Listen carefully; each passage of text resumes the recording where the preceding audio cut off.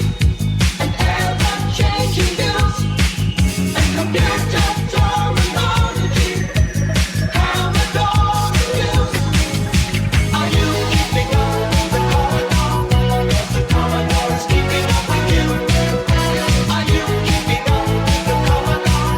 'Cause the Commodore is keeping up with you. Are you keeping up? 'Cause the Commodore is keeping up with you.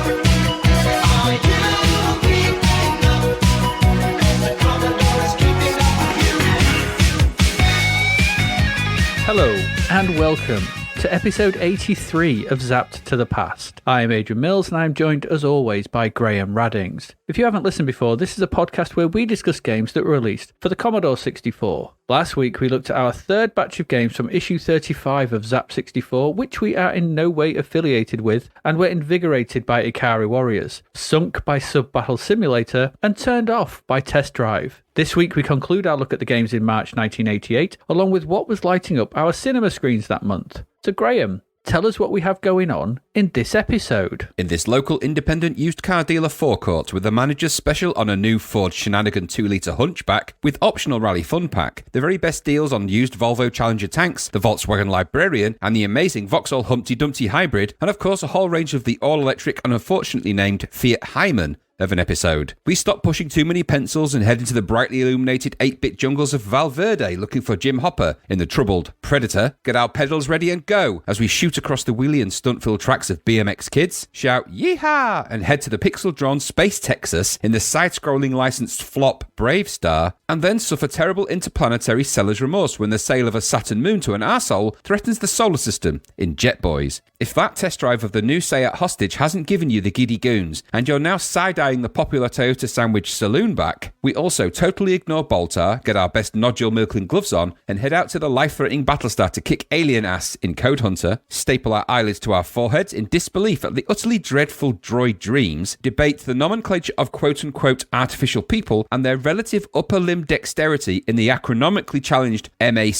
Mach, feel the pain and anguish of the angst-ridden barbarian in the overdramatic Rastan Saga, before finally attempting one small step for everyone and one giant leap into frustrating difficulty in the it is about rocket science world of Apollo 18. Some of these games are unfinishable by design and some just by stupidity. Both of these issues are the same as having a heavy-footed and winkle-picker-wearing bodybuilder kicking you directly in your rusty tea towel holder. Pointy and unpleasant. Proceed with caution. Awesome. Sumptuous, glorious, awesome. It sounds like some good games there, and also some not so good, which is probably the case as we've normally seen over the past few weeks. There's a high likelihood of that. Absolutely. I mean, if you're a betting person, you're playing Fruit Machine Simulator, then you could probably get some money back on this, I reckon, if you were to place that bet. I think so. Just before we get into our games, I just want to say, if you'd like to help the podcast, you can sign up to our Patreon by going to patreon.com/zapped to the past. That helps us out no end. There's two tiers. There's the £1 tier, or your equivalent, and that helps out, and we say very much thank you very much for that. Or there's the tier at £4.50, which gets you access to our Discord, which is a thriving, lively community of people posting all manner of stuff, and it's cool, and there's lots of chat going on about each episode and past episodes and films and music, loading screens and all kinds of cool stuff. There is indeed. There is. You also get access to the episodes early and ad-free, so you get them before the weekend and you get them ad-free. So if you want to be part of that, that's £4.50. That's patreon.com/zapped to the past, and that makes us smile a lot if you wish to do that. Thank you. There you go. Adverts out the way. Should we get into some games? I think we should. Let's get into our first one, because it's a strange one. It's a biggie, but let's get into it, shall we? Right now.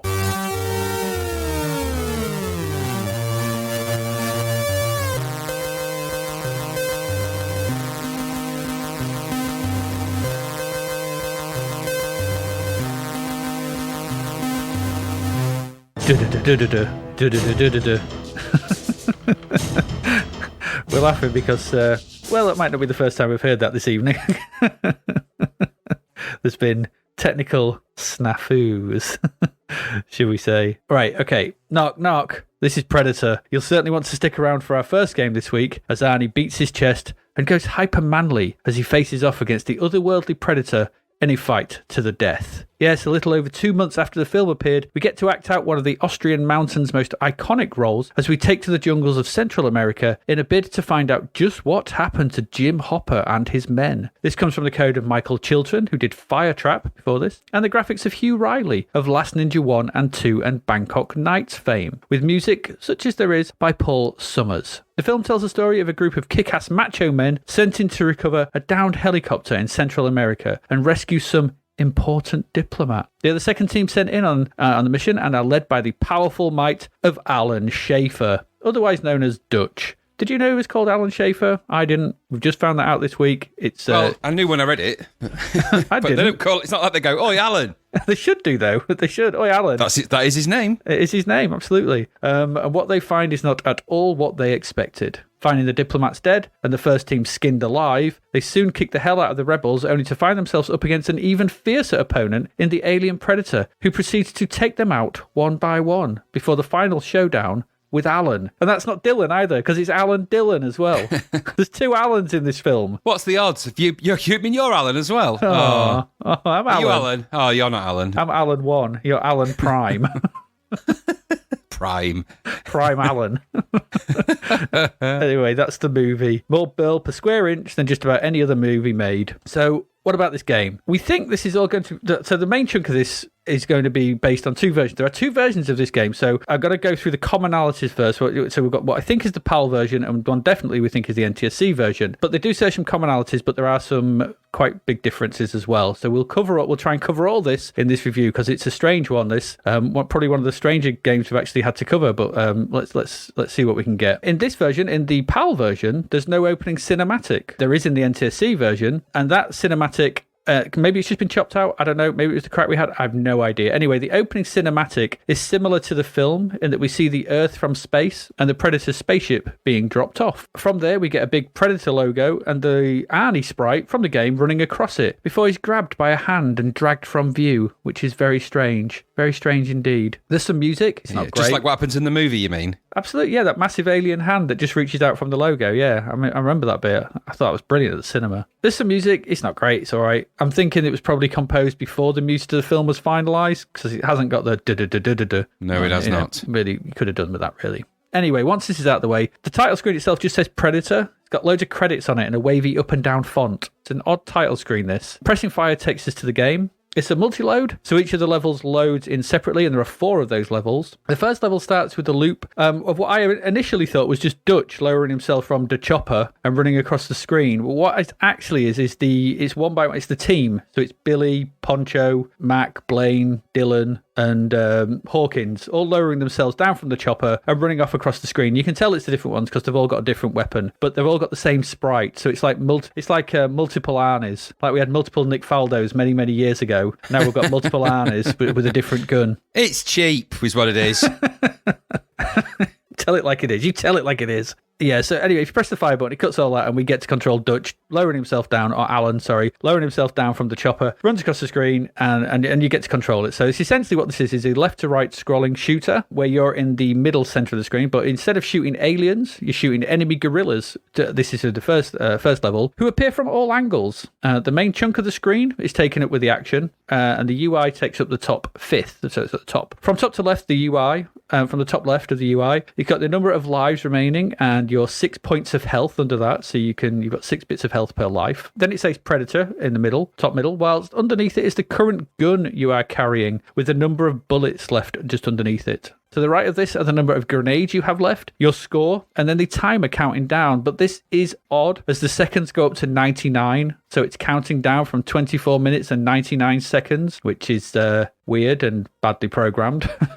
I don't know. Is it hard to do it from 59, Graham? Is it hard? I don't think it is it? I don't think it is. Just easy enough to do. Anyway, progression is from right to left, and the game has a pseudo 3D environment to play around in. It's kind of like the belt scroller games like Renegade, or the sort of Entombed games. It's that sort of look. So that's what you've got. What this means is that there's a sense of depth to the play area. Alan is controlled with the joystick mostly.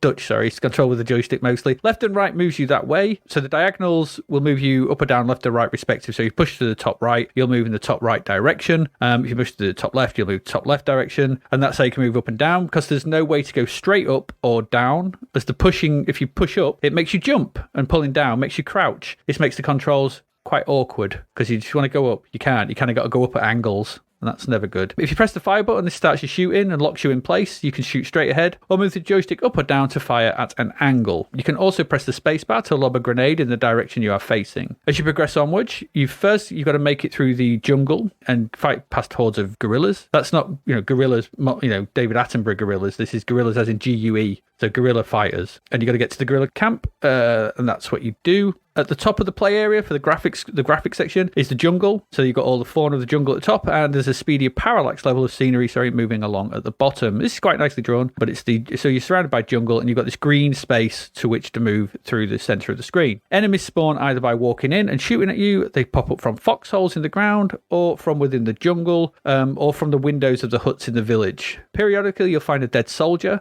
This is usually one of your crew who ran off on their own beforehand. This is why, in the film, they work as a team. Here, they just run off on their own, and this is what happens to them. They all get killed, and they'll have their weapon next to them. You can swap that out. You can press enter, and that puts your gun down, and then you can walk over to theirs, press enter again, and pick theirs up, so you can get new guns. So you can get a minigun, a grenade launcher, that kind of thing. Not that they do much difference, but hey-ho. So that's what you do. That's how you swap your weapons out. Should you make it through the first level, you're now onto the second level. There's more enemies awaiting you. So this is the point where you're actually after the village. And I don't remember much in the way of enemies in the film after the village. Do you? No, I seem to remember it's basically two people, and one of them's a predator. Yeah, exactly. They blow everything up at this point, and then it's the team trying to get out.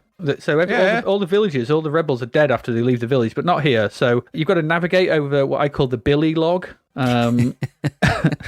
That's what it's called. And you have to make it to the top of the waterfall, where you jump off and gain some bonus time. Should you get to level 3, you begin the last 2 levels of facing off against the Predator. I didn't get to these, though, because the version I was playing was glitched out a bit and I couldn't get through them. I did watch them on YouTube, though, and they don't seem to be that much different. The core game mechanics are pretty much the same, except there's just the Predator eyeing you up. And they do stick to the film, because you can, at one point, you wander through a sort of swampy bit and you cover yourself in mud and you find things to track the Predator with and stuff like that. From a visual standpoint, this is pretty good. So these are well drawn. The Arnie sprite is well animated, is well drawn. It's fairly recognizable in 8-bit sprite kind of way. If you're going to do an Arnie sprite, this is a pretty decent one. There's a chunkiness to the running, and the little details like his arm jerking back when he shoots show some thought and consideration. So this is well drawn visuals. The backgrounds are well drawn. The various highlights of the film are there if you look for them. There's the down chopper, the skinned bodies, all at various sections. So that's good to see. The enemies are okay. They're all right. They're pretty, they're fairly well animated as they come on and they pop out from the foxholes and what have you. As you progress through the first 3 levels as well, at various points, the Predator will attempt to target you. So as you're running along, and the red triangular reticule of the Predator will appear from the left and it kind of chases you. And this is accompanied by the screen turning like shades of blue and grey and black. So it's gone from the green of the jungle to the sort of heat view of the sort of thermal view of the Predator. So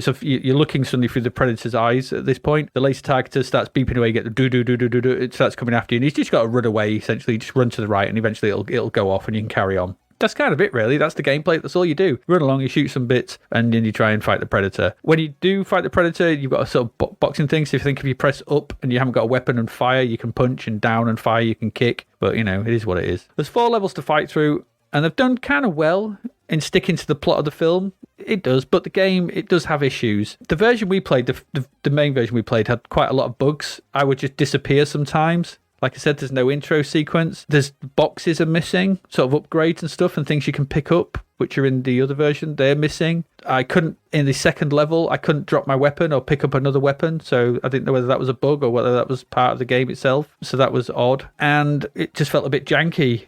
So what I did was I tried the other version. And this has issues all of its own. So these are commonly known, these 2 versions are known as the fast version and the slow version. So the PAL version, the correct version, the one we've been playing, is the fast version. It's not brilliantly fast, but it's playably fast. Even if you run the other version, the NTSC version, at 60 hertz, it's painfully slow. It's got all the intro into it. It did seem free of bugs. You can get through it. You can't, and the other version as well, you can't actually complete because there's a bit towards the end where you have to drop the tree on the Predator's head and you can't do it. So it's broken. So it's fundamentally broken, that other version. So, hey-ho, good luck. Yeah, This not version doable. No, this version at least isn't. It just takes forever because it's so slow. It's got everything in it. It's like a bugs, but it's running through treacle speed, even at 60 hertz. It's awful. It's a real chore to play. So, with all this in mind, it's hard to know what to say about this game. I suspect the first version is running too fast, as it's sometimes impossible to avoid the shots of the enemies as they shoot so quick. So you just get like dead.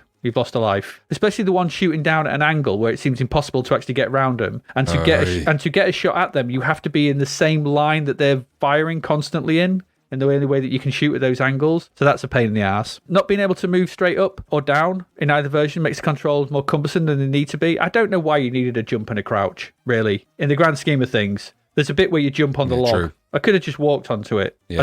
I didn't see any other bit where I needed to jump or that needed the jump. You fall off stuff. You just walk on the billy log. It's there. So I don't know. It seemed pointless. I'd have rather just been able to move up and down, straight up, because it would have helped. So this seems more cumbersome than what it is. And on top of all this, there's a real lack of atmosphere. It feels like it's a dry game. There's no music in the game, and there's little in the way of sound effects aside from the guns and the Predator laser. It leaves it all feeling a bit limp and uninteresting. The things you do in the game, you simply run to the right, shoot the odd enemy. It's not really very engaging. And there is the look and there's a thematic feel of the film. It just feels like a basic left to right shooter. And it literally, you can, in the fast version, you can just run past everything. Yeah, you can if you want to. You don't even have to engage. You just leg it. And when you don't even have to blow everything or shoot everything up in the village, you just run out the other end and it loads the next level. And there's no sense of sort of satisfaction in a lot of this. And on top of that, there's no team. It's just Dutch or Alan. So gone are Billy, Blaine, Mach, Hawkins, Poncho, and Dylan. There's nothing.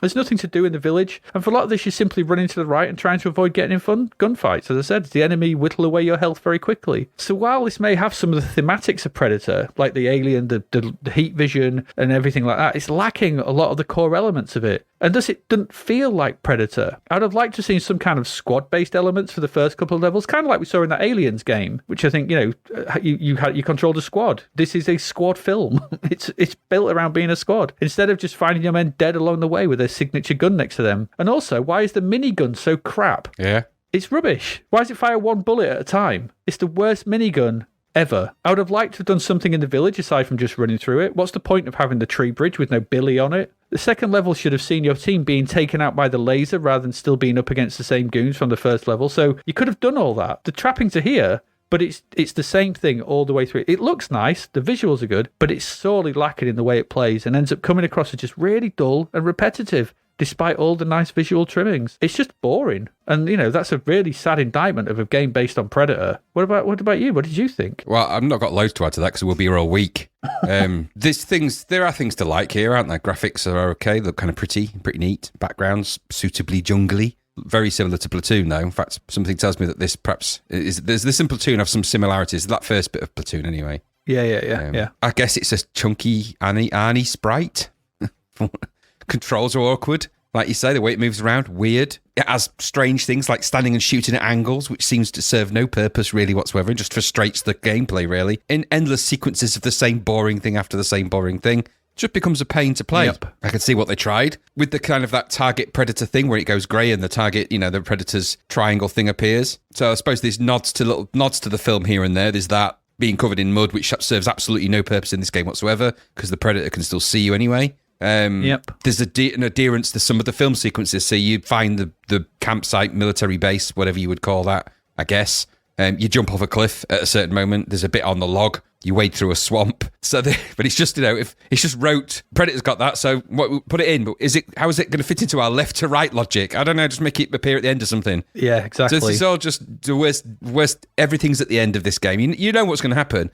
As soon as you play through that first level of running to the right and you come across a few things, you know that's going to be, everything Predator-wise is going to occur at the end of a sequence of running through stuff, which is a bit daft, really. So I suppose it's just let down here by the daft parts. The shooting and the enemy soldier battles are laboured and dull and pointless and only happen once in the whole film. Yeah. So you don't keep coming across them. Once you've dealt with them, that's it. They appear because it's called Predator, not villagers who attack you or encampment battle. It's called Predator. Okay. It lacks the excitement. In fact, as you rightly point out, it lacks atmosphere, and there's reasons for that. The film is principally ensemble at the start. The game is not. Problem number one. Mm-hmm. So, and that is a problem. Like you said, squad mechanics. Might have been fun to have multiplayer mechanics or squad management at that beginning bit, since that's the key part of the whole damn film and the first 2 acts. Yep. So that would have been, and they've done it with Platoon. And they've done it with Aliens. So it's not like they can't do that. It would have really worked well, that kind of platoon logic of managing your squad. Even if you didn't manage them all at the same time, they just kind of followed you. It would have made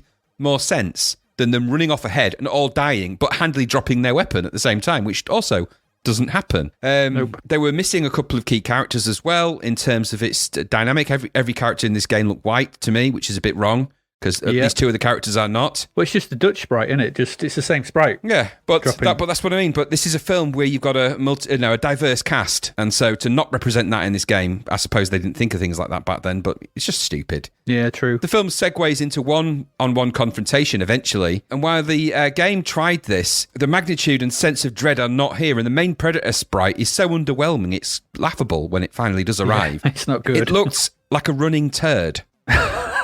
And it's very difficult to do anything with it because it just kind of runs flailing its arms at you. You shoot it a few times and it runs off again. Yeah. And I thought, is that it? That's the build-up. That's the thing. That's the thing I'm dreading. I'm ploughing my way through this jungle of dreary, boring, endless, repetitive backgrounds and, albeit well drawn, and these stupid enemy sprites that are absolutely... There's no logic to any of them. They just pop up and run around and shoot regardless. It doesn't matter. Mm-hmm. It's ridiculous. So to go through all that, to then finally be confronted by that thing... It's not even very big. I mean, the Predator's bigger than Arnie. It's a huge thing. It's a big deal. It's a big alien, for crying out loud. So for it to come at you going booga booga booga booga booga out the woods, which just sounds like, really? That did not happen in the film. This was a challenging fist battle. It's like being menaced by Harry and the Hendersons. It just booga booga, just jumps out the trees. So the background's all right. They're well drawn, like I said, but the jungle's too well lit, isn't it? It's really well. It's like the brightest lit jungle in the world. Oh, absolutely, the jungle canopy is quite dense, and that means that it's actually quite dark in the depths of a jungle. And also, but I know you can't capture that necessarily with the total 16 shades of colour you have on a Commodore 64, but there are ways that you can administer that kind of feel. You don't have to just have a 9 million watt bulb lighting the entire jungle, which is kind of what it does, because it's got those really vibrant, bright colours, which is nice for the backgrounds, but not so great for the handy green sort of pathway that runs through the middle of the jungle that you run upon. All right, it's a detail, but it's just, if you're going to make a game that's set in the jungle, it needs to be more jungle. Tarzan managed it better than this, and Tarzan, that had little pathways, but you just reduced the density of the screen. The screen's quite large in this, which means the jungle has to be large, which means you've got this nice clearing to run down. I mean, ironically, it looks much better when it switches to the Predator vision, when it goes dark, and you get the blues and the blacks. And well, that's an inheritance of atmosphere that is otherwise void in this game, because it's just too well lit. It's the only bit of this game that actually does work. Then the gory details in the background and the skinned soldiers are lost anyway because of the vibrancy, so they don't look like... It just looks like someone's hung up streamers. They don't look like corpses and bodies, and the bodies that are on the floor aren't gory and aren't skinned and aren't very good, and just singular. Yep. So it doesn't work. Add to this, the kind of... And this is what actually really annoyed me mostly, really. But all the other things are bad enough in totality, but this mostly silent, this game. Yeah. Now... The jungle is not silent. No, the jungle is not silent. The film is not silent. Now, I know the film is principally in the jungle, so there's going to be jungle sounds in there, and there's no way of necessarily creating the amazing film score, but we've played loads of games where there's just been little atmospheric sounds in the jungle, and that's all it takes. Just the occasional jungle sound. And they're easy to do on a SID. Just little sound effects that sound like the jungle tap panels. We've all heard them a million times. Or... just have some, a lot of the soundtrack for Predator is just just sound effects like that. Yeah, you can create little bits of sound because it's not like you're shooting all the time. So it's not like there aren't 3 channels available. There's at least 2 channels available for those kind of sounds, which would have made this game have a bit more atmosphere. It would have worked slightly better, but because it's silent, it doesn't feel like you're really achieving anything. You need cues, audio cues. If the visual cues aren't there, which they're not in this, then you've got to have something else, and it doesn't have that. So you take all that into consideration, even with no background sounds, with bland singular sprites that aren't even matching the thematic of the film, the lack of a squad, with the lack of a Predator that's actually menacing, that doesn't just go booga booga booga, with a game that is actually unfinished or broken as well, which is actually the tragic icing on this otherwise very turd-filled cake. Why on earth would anyone want to invest any more time in this? This is milking people's pockets for license money again. Now, we know that there's better out there, because Splatoon, albeit that it had its problems, was a much better film adaptation, and there's probably others out there that are certainly better, but this was such an opportunity to create a fairly simple game. Aliens was better than this. Now, we said that wasn't perfect by any stretch. The US version and the UK version, both of those had more atmosphere and menace in the first few minutes of gameplay than this has in its entirety. Yeah. Now, that's something that is tragically wrong. So, in the end, of course, it all boils down to what was it like, really? It was boring.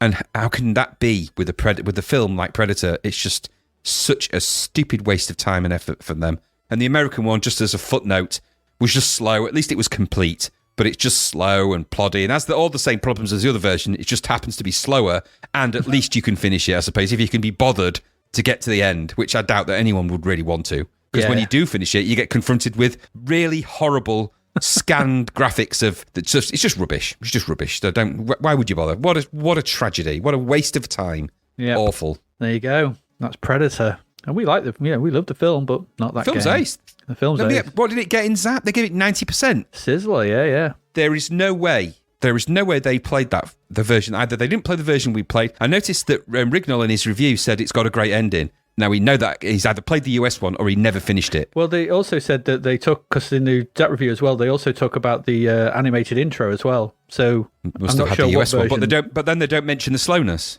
No, they don't. And and that's criminal because it's so slow. So slow. I don't know what version they played, but it certainly I played a various range of versions of this, and they either had a bit of the intro or not the intro, but they were all suffering the same problem. The UK version or the Euro version, whatever you would call that, does not have an ability to finish it because you don't have a rope on the log, so you can't. In fact, there wasn't a log on it when I got there. Predators just kept running at me. And by the way, I forgot to even mention how difficult this bloody game is, because you can get past the bats. Which, by the way, I fired a minigun at some bats. A minigun. They're supposed to be vultures, I think. Well, even vultures because of the bodies. But even if I'm firing a gun that fires 6,000 rounds a second at some birds, and yet they managed to. It was like one at a time. I'm like, are you kidding me? That front bird could take 6,000 rounds a minute from a minigun. What are they made of? Bloody Teflon steel? What are they? No vultures I ever want to encounter can withstand them. That kind of firepower. No, terrible. Anyway, they say the jungle came alive and took them. That's what happened. I tell you, the predators out there, if they are out there, and let's face it, they might be, they're going to be mad about this game. And the people who made this, you better watch out. You're going to wake up on a weird planet and wonder how you got there, and then you'll think back in a flashback, and that's what it'll be. They'll be like, oh, I made the Predator game. I made the Predator game. Lisa needs braces. Anytime. I'll leave you here with slow. Bleed your guy. Anyway, sorry. It's just annoyed me. Yeah, no, it wasn't great. Let's move on. We've spent enough time on Predator.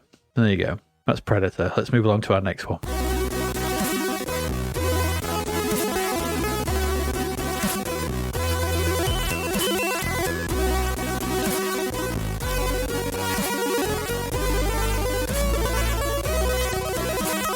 Graham, you can tell us what it's like to be down with the BMX Kidz. Go. With a Z. BMX riders have a lot of fun. Woo, BMX riders. Remember that? I don't even know what that was. Even advertising on what it was about. BMXs? Since remember it though. Possibly. So this is BMX Kidz from Firebird. It's a $1.99 budget game, and it was coded by Joe Boner for now and Dave Korn, who did Arcade Classics. Dave Korn. Yeah. Graphics are by Paul Doherty. Doc. Yeah. Title screen Bob Stevenson. Music Rob Hubbard. Somebody called John Elconan. I'm not sure. Jory Elconan. I'm not sure where that comes into or why, but anyway, I always remembered it as being Rob Hubbard. Just before I even get into the game, there's some real names attached to this. Yeah, there is. Paul Doherty, Bob Stevenson, Rob Hubbard. No, I mean that's a collection of talent. Dave Korn, Joe Boner, for now. That's a collection of talent. It is. So, what did that collective brain produce? A simple enough racing premise: get on your BMX and pedal. Get on your BMX and pedal, wheelie and jump your way through a series of 6 timed and progressively more challenging races / levels against 5 other racers. From race 2 of the 6, you have to have a fixed number of stunts and wheelie type things you have to do, as well as get to the end of the race within the time and beat the other racers if you can. Fun, fun, fun. All the races scroll left to right and feature ramps and jumps, etc. So they're not a straightforward pedal to the floor and get to the end, although you can try that if you want. But you won't be able to because you've got to actually complete the stunts that are designated. If you don't complete those, your racing career is over right there and then. It's the end. So you've got to do them. If you bump into other races, it costs you spokes. Now, my question though is, didn't BMXs have mag wheels? So, I don't know. Some of them did. Some of mine didn't. I don't even know what I'm talking about. Lose too many of those and it ain't good. But there are mini wheels along the track that will replace your spokes if you collect them. You also lose spokes if you crash land too hard from a stunt, so do be careful when you're doing them. Also, pedaling, of course, uses energy and it depletes as you progress, which means you get slightly slower. Remember, you're against the clock in this as well. So there are cans of fizzy pop drink that you can collect as you skid along, cycle along, which will boost your energy back up. So those are things you can pick up as you race along. And that's kind of the fun, because it's a budget game. There's no more, there isn't some great lengthy tale of the BMX that never won the race. And his bike was donated by, and all that. And there isn't any of that. It was carved by Brian May from a bigger BMX. Exactly, yeah. It's just start race. That's principally, pretty much, there's the race game, start race. The graphics here are okay. And I think good, okay to good. A bit like the ground on a horse track for some reason. I don't know why I'm saying it like that, but light to flimsy. The graphics are actually pretty good. The main window of the game is the play area for the race, with some nicely shaded backgrounds and details. Some odd colour choices here and there, but they do still kind of work in nice sort of shaded, and they probably would have looked really good on a CRT monitor. Yeah. They do work in the context though, and there's some funky background details that firmly place this game in the youth zone of the 80s. So not just with the kids, but also, there's that kind of language replete through the game, and I'm not going to bore you with it because but there's a lot of that youth language in here. Youth with an F. Some nicely detailed greens and browns give the woodlands levels a nice sort of detail, and there's little details that are quite nice in the backgrounds. They work. The races are quite small, but I think they're quite neatly animated for what they are, and you can control your racer with the joystick with directions for speed, of course, and directional up and down, left, right. Left and right is speed up, I think. Right is speed up, left is slow down. Up and down moves you up and down the track, and fire button will initiate a jump or a stunt type thing when you do it. So you can fly off the jumps and press the button and do things in the air and all that. Running along the bottom is your UI with your current time left, number of spokes that you have, stunt score, and energy remaining indication. So everything you need is on that screen to play this game, everything. The audio is a sample-heavy Hubbard youth type affair again. Heavy on the sound, speech, and everything else, but it does add a good atmosphere to the proceedings, and as much as I don't like that kind of heavy drum/house beat that it's gone for, it does kind of work in the context of this game, and it does lend it some real weight. Which means it doesn't feel like a $1.99 game upon loading this. It does feel like it's got a lot of attention paid to it. Yeah, it does. There's some persistent issues though. Knowing what stunts are required is a bit of a guessing game. There's no real guidance on how they work, so you just kind of sort of jump in the air and fly about and hope you land them. There's no real sort of payoff, and there are multiple types. I think there's just land or don't land, and land on your front wheel or you'll lose too many spokes. There's not a great deal of thought behind that. Pity, because if they had put a bit more behind that, and a little bit of winning the races gave you money and you could upgrade your bike, this would have turned this game from a budget okay game to something that had quite a little bit more punch, I think. But it doesn't have that. It is just the races. So the pulling off of the stunts is a little bit haphazard, but the sprites are okay. But they can fall into a bit of a sprite jumble, I noticed on occasion. So when it's clustered together, there's too many pixels on the screen at the same time, and it's a bit bitty. Yeah. But you can sort of get past that. It's the small gripe for a game that's £2. And £2 is what it costs. I think there's a good chunk of stuff to like in here. It's bold, it's quite brash and heavy. Sample sound gives it that kind of weight. So the 3-2-1 when you start the races and things like that. That's all quite nice. Very BMX inspired, obviously, with a name like that, but also the language of the tonality and the look and feel really places it in that kind of heart of the 80s BMX scene, so it does lean on that quite nicely. It felt a little bit reminiscent of more of a sort of skate or die type level. It could have easily fitted into an Epix kind of multi-game where it was about BMXs, and this could have been one of the races in that. I felt like it perhaps lent itself to that kind of thinking. So it's well above average, this. It scored 79% with Zap. I think this is a particularly good game, and if you found this in the bargain bin at $1.99 and took it home and played it, you're going to have a good afternoon. I think it's multiplayer. I don't know for sure because I only played it one player. I don't think it is. I don't remember seeing a 2-player option in it, but that would be something else you could add in BMX Kidz 2 or something. I don't know. What did you think? Yeah, it's all right. Is this? Remind me as soon as I boot it up. Is this it's an Excitebike clone, isn't it? It's Excitebike. It has a very I don't know what that is.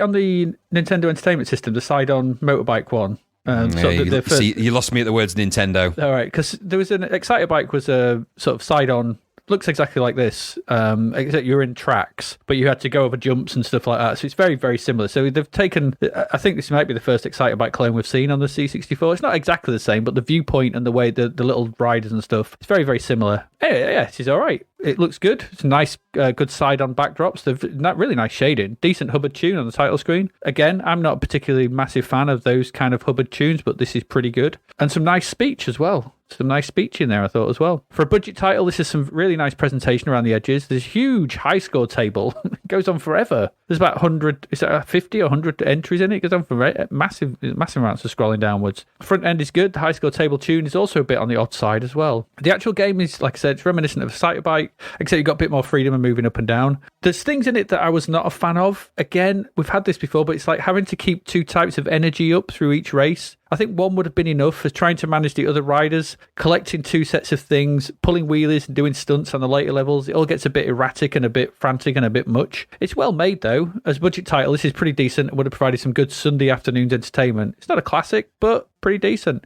I just wish games would stop trying to overdo the collectibles and energy things that can kill you. So, like, in this, you've got the spokes and you've got the energy. It's like, just, I don't know if the spokes were really needed. The energy was probably enough. So it's like this and it's what Garfield did as well. They do that 2 things. So 2 things kind of working against you. I don't know. I don't know if I really need my bike falling to bits because I did some jumps. BMXs were really quite sturdy. So it seemed like an arbitrary sort of, we're just going to make it a bit harder because there's only 6 courses and we're going to want to make you work through them. And so this is how we make it harder. And I get that. I understand that. But I would have preferred more courses and less of those kind of mechanics. Just having to keep my energy up would have been enough, I think. Because it's already quite tricky, as you said, trying to pull off those stunts, trying to keep ahead of everyone, trying to pull wheelies, especially as you go through race to race and have to do multiple things to complete that stage. It can get a bit tricky. But overall, though, I think 79% was about right. This is a decent budget game. Certainly better than ATV Simulator that we played the other week. I was quite happy to have a blast on this. It was all right. Yeah, not too bad. There we go. Okay, yeah, well, good. Anything else? No? No. £2. Right. That's all you're getting. That's all you're getting. It's £2. So you get £2 worth of review. There you go. Yep. Let's move along. Sure, we've got a full price one coming up, so I'm sure it'll be much better. It'll be 5 times better. It must be.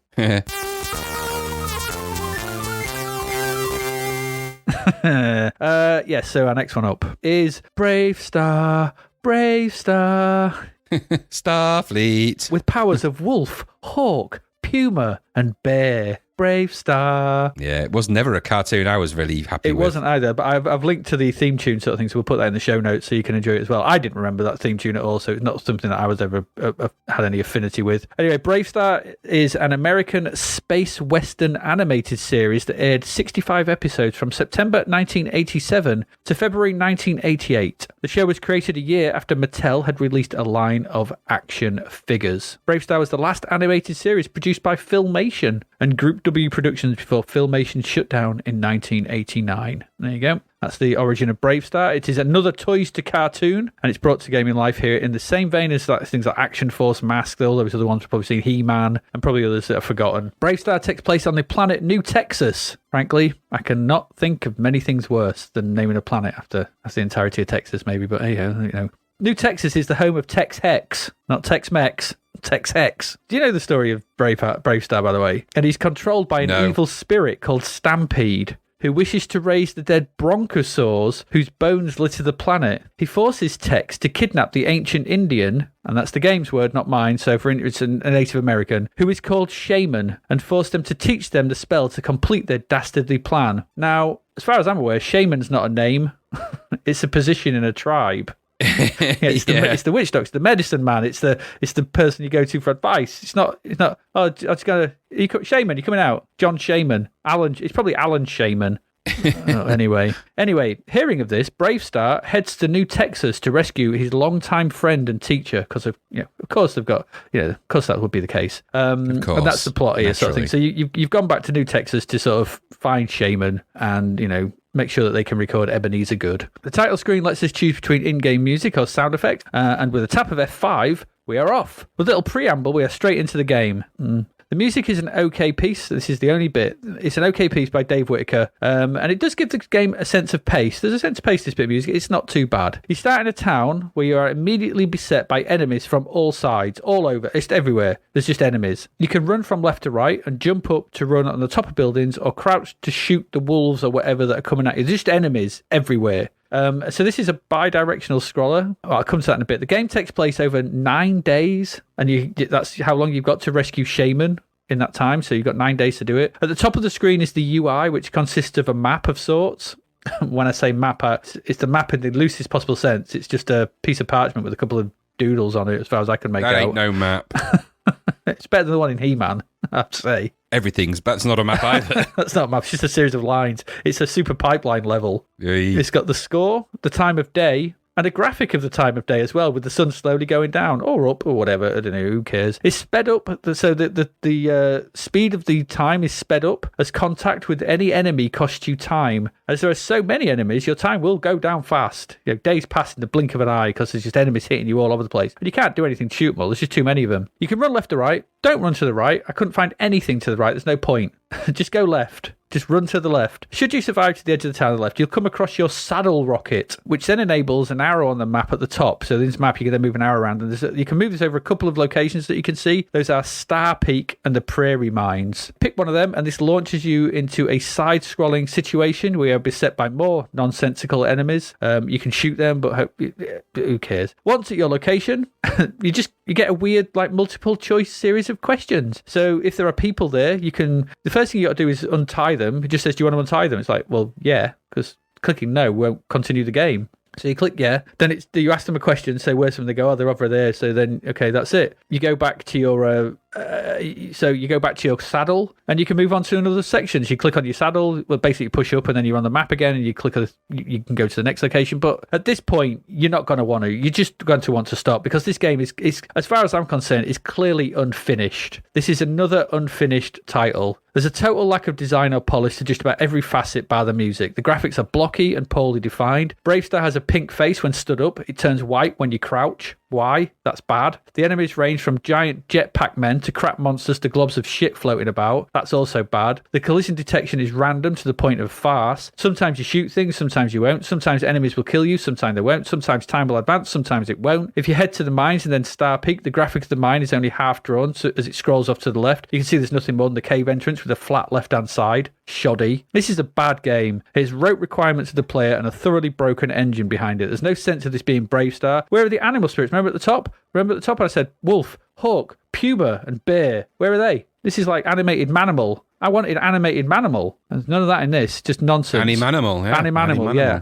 Animanimal, yeah. So there's none of that. There's no sense of being braced out at all. I'm just some blocky guy running around shooting a weird assortment of enemies in a boring bi-directional scrolling nightmare. I had no affinity for the show, and that has been lessened by this arse cake. Rubbish. This was awful. I've got nothing more to say about how bad this was. I hated it. 28%, too generous. What did you think? Well, my first statement was, this is really terrible. It doesn't get much better from there. It doesn't. I haven't got a lot written for this, actually, because there's not a lot to say. Why would you? I'm not sure what the plan really was for this. It looked like it started out as one thing, I think, and ended up as another. I'm saying that for the whole franchise, but certainly this game. I think this probably was another game that got made into a Bravestarr game at some point. The horrible music and bland title screen gives way to the badly drawn background of Space Western. Yeah. And you, as the cowboy sprite, such as you are running left and right, constantly avoiding things and vicariously ducking and diving into different places if you can actually get in, because it goes brrr, maybe you're in, maybe you're not. I never got in and anywhere. Where there's really any... Oh, you can get into the different spaces where there's a door. Oh. When you go in there, you get 3 choices. So you can talk, leave, or... I can't remember what the third one was. None of them do anything. I think examine. So when you go in there, there's never anything to see in any of them. Nobody wants to talk to, apart from people who say you've got any money, which you don't have. And then the only other option is to leave. So that serves no purpose whatsoever. Broken and finished, like I said. Yeah. The pace is weird. It feels like you're running around at a crazy speed, and the enemies in this are a Homer's webpage of randomosity that I couldn't quite get my head round. No. This is a full price. Yeah, it's just all of it. It's a full price thing of horror, and that's my final word on it. And it's No. Brave starfish. I was going to actually make that line. I was going to write that brave starfish, but I withheld myself. But safe in the This knowledge is a that I rusty knew you would sheriff's go for badge it. of a game. Yeah, that's what it is. Yeah, it's been found in the desert and then wiped on someone's arse. Yes. Just to sort of add insult to the already bad This is metaphor. a rusty tea towel holder of a game. It's unpleasant. This is a puckered old woman's mouth of a game. Ew. And yes, I oohed at that. Yeah, not the other things. I know. I don't know where I was going with that one. Anyway, it's bloody awful, Bravestarr. It really is bad. Let's move along quickly. We've got one more for this half before we get into our film, so let's move along quickly.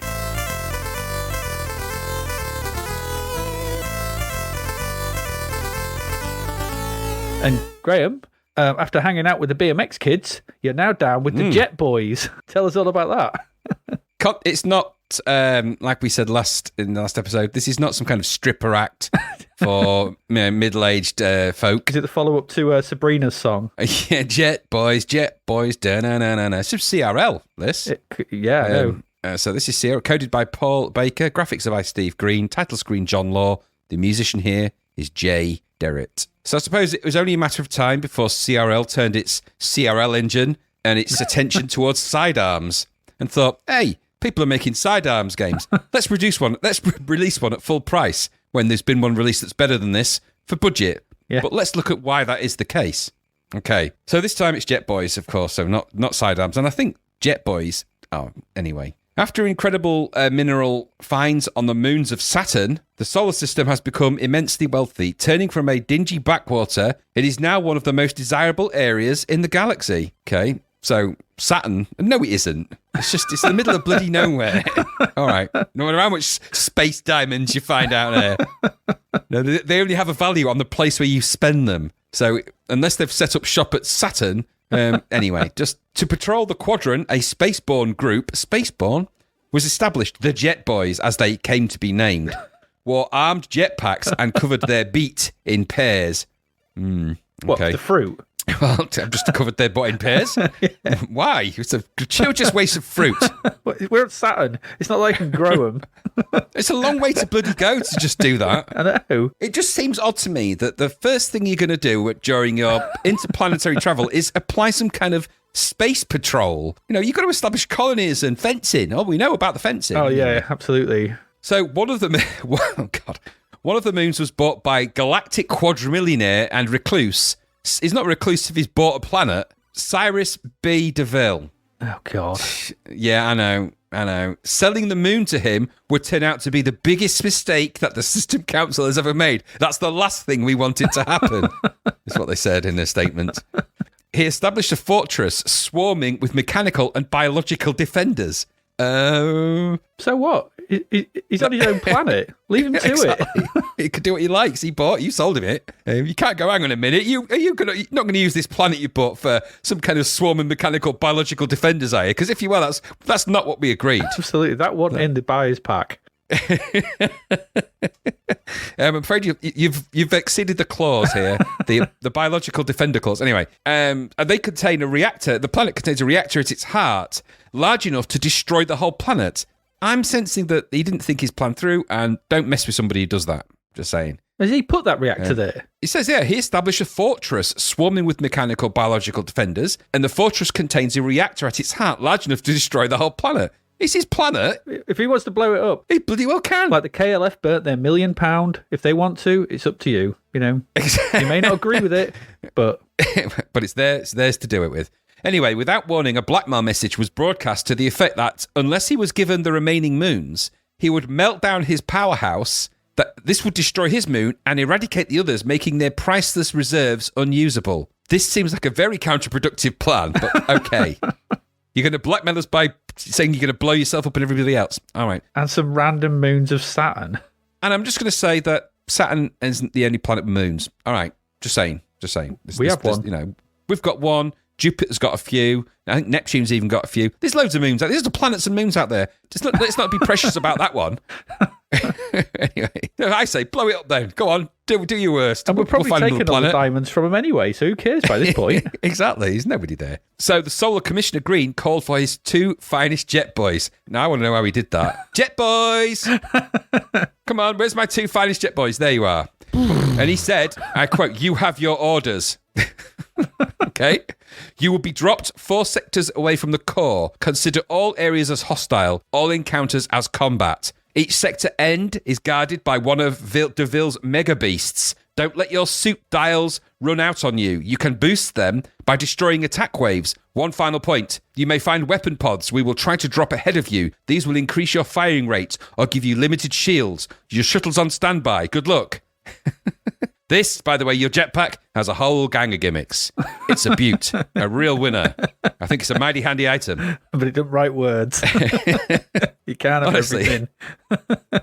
Honestly, and and you think, am I making this up? Is this some jolly trip I've been on? No, that's from the actual inlay of the game, all of that. So that's the scene set for you. What is the game then? So when you first kick this thing off, the title screen has an oddly small logo and a stirring, if weirdly discordant, tune. Yeah. There's no indication of how to start things. That would be useful, wouldn't it, to say press F1 to start, but it doesn't tell you that, nor do the instructions. You just press it and guess. Starting the game, you will find yourself as a small jetpack-wearing sprite controlled with a joystick. The challenge of the shooting left and right of sidearms is here tackled, because this is a side-scrolling shoot-em-up, essentially.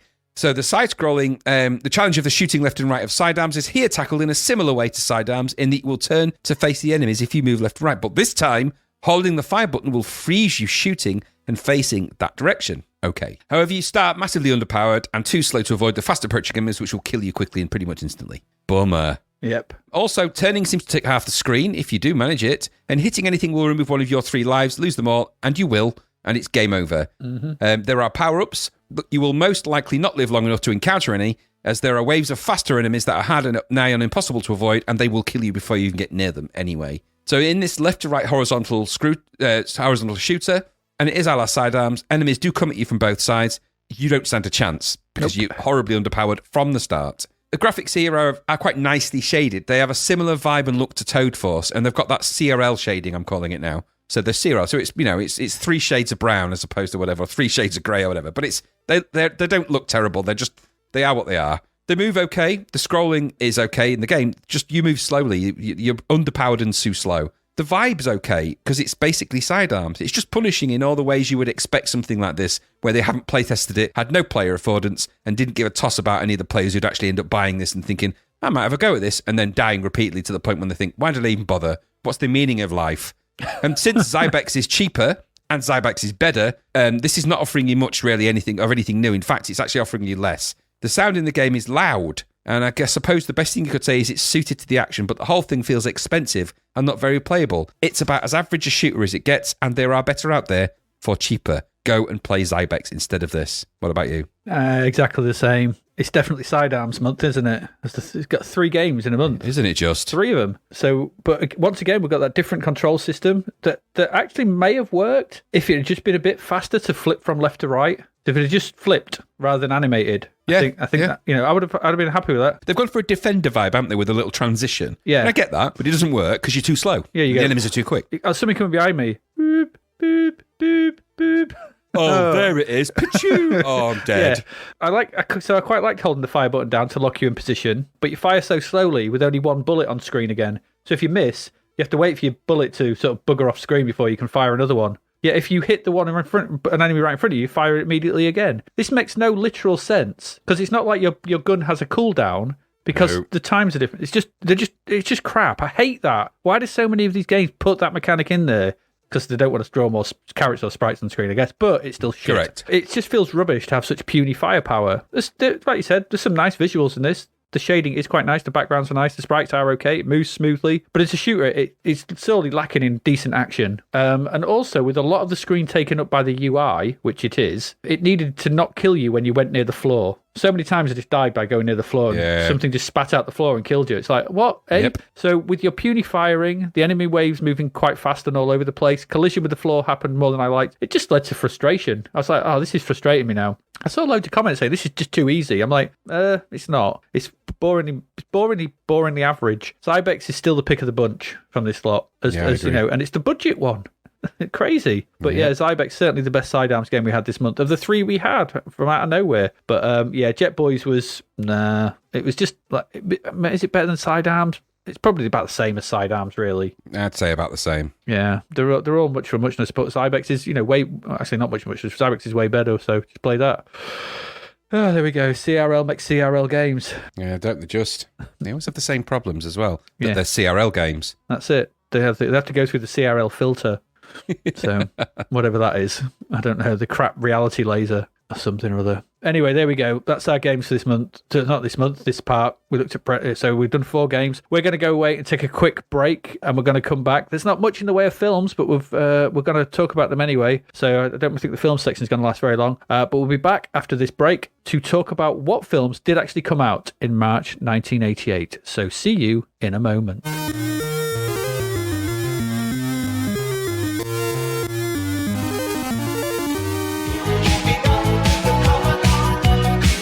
Cornish pasties filter their bursting seams and some lovely smooth gravy for our show sponsor, davidhearnwriter.com, where you will find a whole bunch of brilliant audiobooks, bargain books, ebooks, and more. I can tell you, David once threw a toy frisbee into space for a laugh. That's just how he rolls. And is an amazing writer too. Check out this excerpt from his brilliant audiobook, Escape from the Commodore 64, which is available right now. She felt her energy levels go up as she approached another door and kicked it down, just like Joan Jett would have. Instinct told her to back away. It was then that the bird she had seen on the warlord's shoulder flew at her and attacked. Torn after the experience with the bull, where she hadn't wanted to fight, she did nothing to defend herself as the bird struck her and flew away. The dreaded virtual bird came in again and once more struck Sarah, who again did nothing to defend herself. She winced in pain, looking at blood seeping from her forearm, where a claw had cut her. Whoa, how good was that? I'll be having me some of that tasty audio goodness, I can tell you that. To get your own copy of that and all the other works from David, visit davidhearnwriter.com. That's David, Hearne, writer.com. Now, go, go, go! Are you keeping up with the Commodore? Yes, the Commodore is keeping up with you.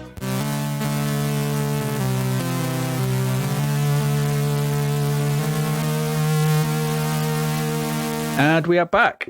And it's the films. So films for 1988, March 1988. There's only a couple. Only 2 films were actually released this month. Would you believe it? Crazy. Just 2. It's just, so on the 11th of March, I can't remember what we were doing in February. I can't remember what it was, but you had to wait till the 11th of March. And then you could have gone to watch Someone to Watch Over Me. Okay. Do you ever watch this? This is the, what's his name, isn't it? Ridley Scott film. It's a Ridley Scott film, yeah. It's Tom Berenger, Mimi Rogers. Yeah, now, I have to say, I've seen bits of it, but I've never actually sat through the whole thing, which is, I like Ridley Scott films, but I've never managed to make it through this one. Is it any good? I have not watched this since it was on video. I think I watched it back then. I don't remember it sticking with me very well. I watched the trailer. If you want to watch the film, just watch the trailer, which is on IMDb, because I just watched that. And so the actual trailer just tells you all you need to know about the film. It has some sleazy, slinky sex. It's basically I think Tom Berenger is a cop who's married and he gets assigned to watch over Mimi Rogers, who has witnessed a murder created by a man whose face looks all kind of broken and like a pizza, played by Andreas Katsul. And she basically, her and Tom Berenger is married, I think, has a wife and stuff, but Mimi Rogers up. Married, I think, yes. Married? He is. But obviously then, he spends a lot of time with her and there's, and what can a man do when so much sleazy sax is played over the soundtrack when he's faced with, a woman like Mimi Rogers constantly? There's only so much temptation a man can resist. When you hear that sleazy sax, you know what's going to happen. Yeah, you know what's going to happen. So it's one of them where she's a witness to a murder and late 1980s. Murder? You said murder. I said murder. You said murder. A cook who thinks he's a gardener. Well, Mrs. Lovelever. Leave it, Lily. We'll have to put that audio clip in now because people won't know what I'm talking about. I think we will have to. But yes, so this is It is really essentially late 1980s thriller writ large. Not much more to it, really. It's one of them. Interestingly, just looking into some sort of details about it, Sharon Stone auditioned for the Mimi Rogers part. Makes sense, really. And she did not get it. Not sleazy enough. Yeah, not sleazy enough. Not demure, sleazy and demure. It was a massive commercial failure at the international box office. However, Mimi Rogers then auditioned for the part in Basic Instinct, which Sharon Stone got. In your face, Mimi. So there you go. This is the first Lorraine Bracco's first film. Ridley Scott saw Tom Berenger when he asked Oliver Stone to see a early edit of Platoon. And he said, that's the person I want in my film, that Tom Berenger guy. Him, Tom Berenger. And we all know that Ridley Scott's... I would say Ridley gets... we all know if Ridley Scott asks for things, he gets them, is what I'm trying to say. Okay, right, wrong. If Ridley Scott's Ridley gets, I don't know what that even means. That doesn't mean anything. It does now. That's code. That's Ridley code. Will you be able to work out this complicated Ridley? Do you mean Riddle? I said Ridley. He's the Ridley, not the Riddler. Yeah. Oh, Bateman. You can't solve my Ridleys. He's the Ridley. You mean the Riddler? No, he's the Ridley. No, the Riddler's something completely different. He's over there. Hello. Confusing fool. Get out. He's a little German. He's sitting over there. Hello. Anyway, yeah, I don't know. There's not much more to say about Something to Watch Over Me. I did say this part's only going to be quite short. There might be more to say about the second film, because 2 weeks later, you had to wait 2 weeks. You had to wait 2 weeks to get over the sleazy sax. We had 25th of March, Batteries Not Included, which, to me... Is it the culmination or is it the start of the aliens helping old people subgenre that didn't last very long and started or ended with Cocoon? I can't think of any other films. Are there any robots in Cocoon? No, they're aliens, aren't they? Yeah, I thought you said robots helping old people. No, sorry, I meant aliens. So aliens helping old people was a weird subgenre of 80s movies. Yes, yeah, there was a few, weren't there? I don't know how. Was there a few? I can only think of Cocoon and Batteries Not Included. Were there others? I'm just trying to think of where there's films with old people in where they get helped. Generally, I don't know that it's. I mean, that's mega niche, isn't it? I don't know. Probably the start of a genre, and it's maybe a genre of two. At what point does two make it a genre, a subgenre, a niche genre? You are asking the wrong person. You need to speak to somebody who reads a very expensive and lavish French film magazine to understand that kind of language. Let me tell you. Well, can we get him on the phone? How many films are in a genre? You fool. I don't know why I did it in that silly voice as well. How many films make a genre? There you go. It's a question. Is it two? I think it's probably one, if it's just, a genre of its own making. Just a genre all of its own. So anyway, yes. So I did think there was some correlation between this and Cocoon, aliens helping old people. But this is also very, it's Spielberg produced. Do you know the guy who directed this was Matthew Robbins? I read that it was him. I don't know who that is. Is he did Tim Dragon Robbins' Slayer. brother? Well, that's okay, I suppose. Yeah, he did Dragon Slayer. He did Mimic. He wrote Mimic, which I quite liked. Okay. Dragon Slayer was all right, wasn't it? It was quite Dragon violent. Slayer. Not violent, but there was a really gruesome bit. He wrote and directed it. So very good. He's still writing stuff these days. Not directed much, but it's one of them films, isn't it? It's just a mid-80s. Some people have probably great affinity and liking for this film because it's very much in the Joe Dante mold, I think. It is in that kind of mode. It has that look and feel as well. It does, because it's Spielberg produced, and I think it's John Williams scored. Which wouldn't surprise me. So it's Spielberg light, then, really. It is, yeah. It's Goonies. It's in that. It's very similar to Goonies as well, because it's also that genre as well of evil property developers trying to boot people out of their houses. That was a genre trope, wasn't it? Yeah, that are then saved by some otherworldly or some weird sort of happening. So in the Goonies, you had the bag of jewels that they find, Captain Willie's treasure, whatever it was. In this, you've got the aliens coming down. So there's and you even see it in later films like Up, Pixar's Up. Yeah, absolutely. Yeah, it's a bit of a sort of a thing that's a golden thread through some of them, isn't it? You're right. Yeah, so that notion of people being evicted and then some kind of weird thing coming to help them. So this is definitely an example of this. I don't really remember much about this. Do you remember much about it? I remember the visual effects being quite, of their time, the little robot things being quite amazing to see when I saw the trailers and stuff for it. And when I rewatched the trailer now, I was like, yeah, they haven't aged so well. They haven't. But they were. I mean, obviously they're not done with CG or anything like. I don't think so. They've made little mini robots that they're floating around on wires or whatever. Yeah. They look pretty impressive the way they've been composited on the. And there's probably an entire raft of information about the way that they were composited in some fancy pants way. I remember them being interesting. I don't remember the film being very interesting though. No, actually, music was by James Horner. Oh, Mr. Horner. So it's a James Horner. So it's got to be John Williams light. Yeah, and it's also going to sound like all the other James Horner pieces. Yeah, that classic YouTube video where it's just the James Horner themes. They're just one of the same. Yeah. He does. He does compose to a way. He does. There's no one really in this. It was, I didn't even have much time to watch these either. So I've got what a dull month for the cinema. It is. However, I'm going to. I found a website where I can give you the top 10 films in the UK for that particular week of March. Oh, go on then. Yes, that'll. It's a website called saltypopcorn.co.uk. Very handy. We'll put the link in there. It's a mighty handy item. It's got a real gang of gimmicks. Now, oddly, this gives me the top 12. So, do you want the top 12 or do you want the top 10? I want as many as you can give me. Right. Well, I'll give you the top 12 then, and we'll go from number 12. So, in at 12, and this has got the actual box office receipts and all that. I'm not going to bother with that. I'm just going to tell you the name of the film. So, in at number 12 was No Way Out. Oh, that was the crap Kevin Costner one we saw the other month, wasn't it? It was, yeah. Kevin Costner and Gene Hackman. At number 11 is With Nail and I. So that must have come out at some point. Now, I don't know if that's a re-release. This is cinema, I believe, as well. So number 10 is Beverly Hills Cop 2. Number 9 is Adventures in Babysitting. Number 8 is RoboCop. 7 is Switching Channels, which is a weird Ted Kochev directed Kathleen Turner thing. Oh, I do remember that. Yes, I remember that. It's got Christopher Reeve in that as well. Burt Reynolds. Burt Reynolds playing mustached guy that pinches women's bottoms and winks at him a lot.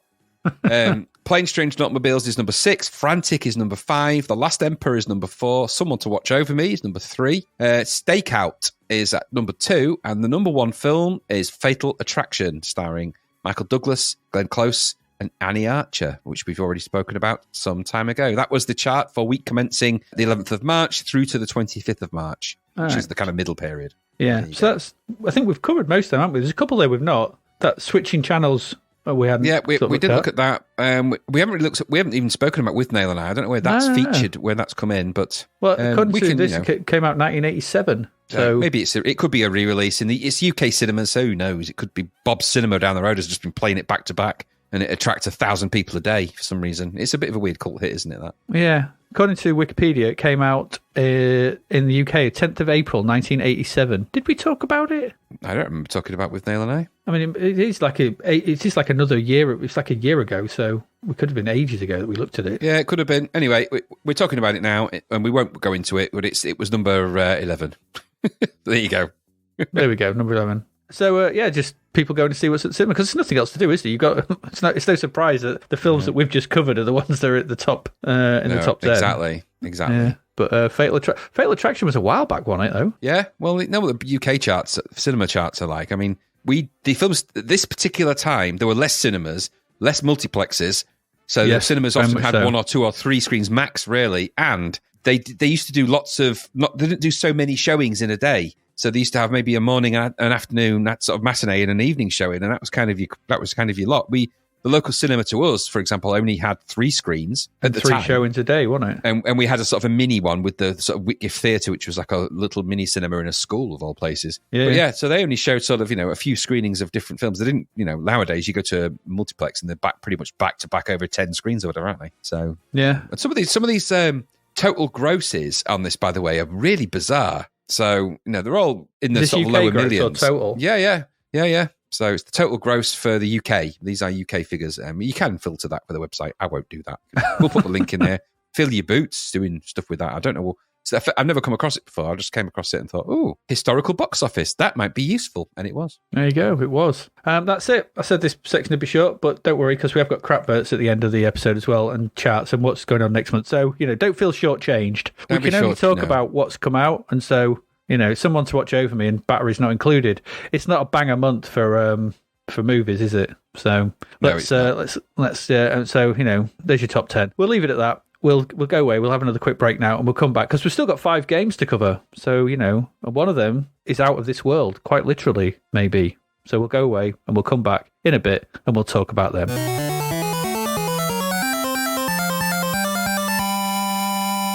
Are you a 10-kilogram bag of licorice all sorts and dolly mixture to our show sponsor, davidhearnwriter.com, where you will find an amazing collection of audiobooks, bargain books, ebooks, and more. David currently holds the world record on tag for throwing a shoe. He's also the author of the fabulous book, Escape from the Commodore 64. In fact, here is a little audio bite. We're now on the deck of a gargantuan galactic space freighter, Reese added helpfully. Apparently the droids here, you'll meet one soon, turned against their masters. There are many decks here. Not the easiest game to beat, but not only is it worth a try, it's also one of my favourite games. Nell took in the consoles, lifts, and swirling floor mats around them. She stood on one of the mats and felt her energy levels rise, happy electronic bleeps accompanying her. Wow, Nell said. I feel better already. Well, bless my barnacles. That is some good fishing. Please visit davidhearnwriter.com. That's David, Hearne, writer.com to catch a whole lot more. Are you keeping up with the Commodore? Yes, the Commodore's keeping up with you.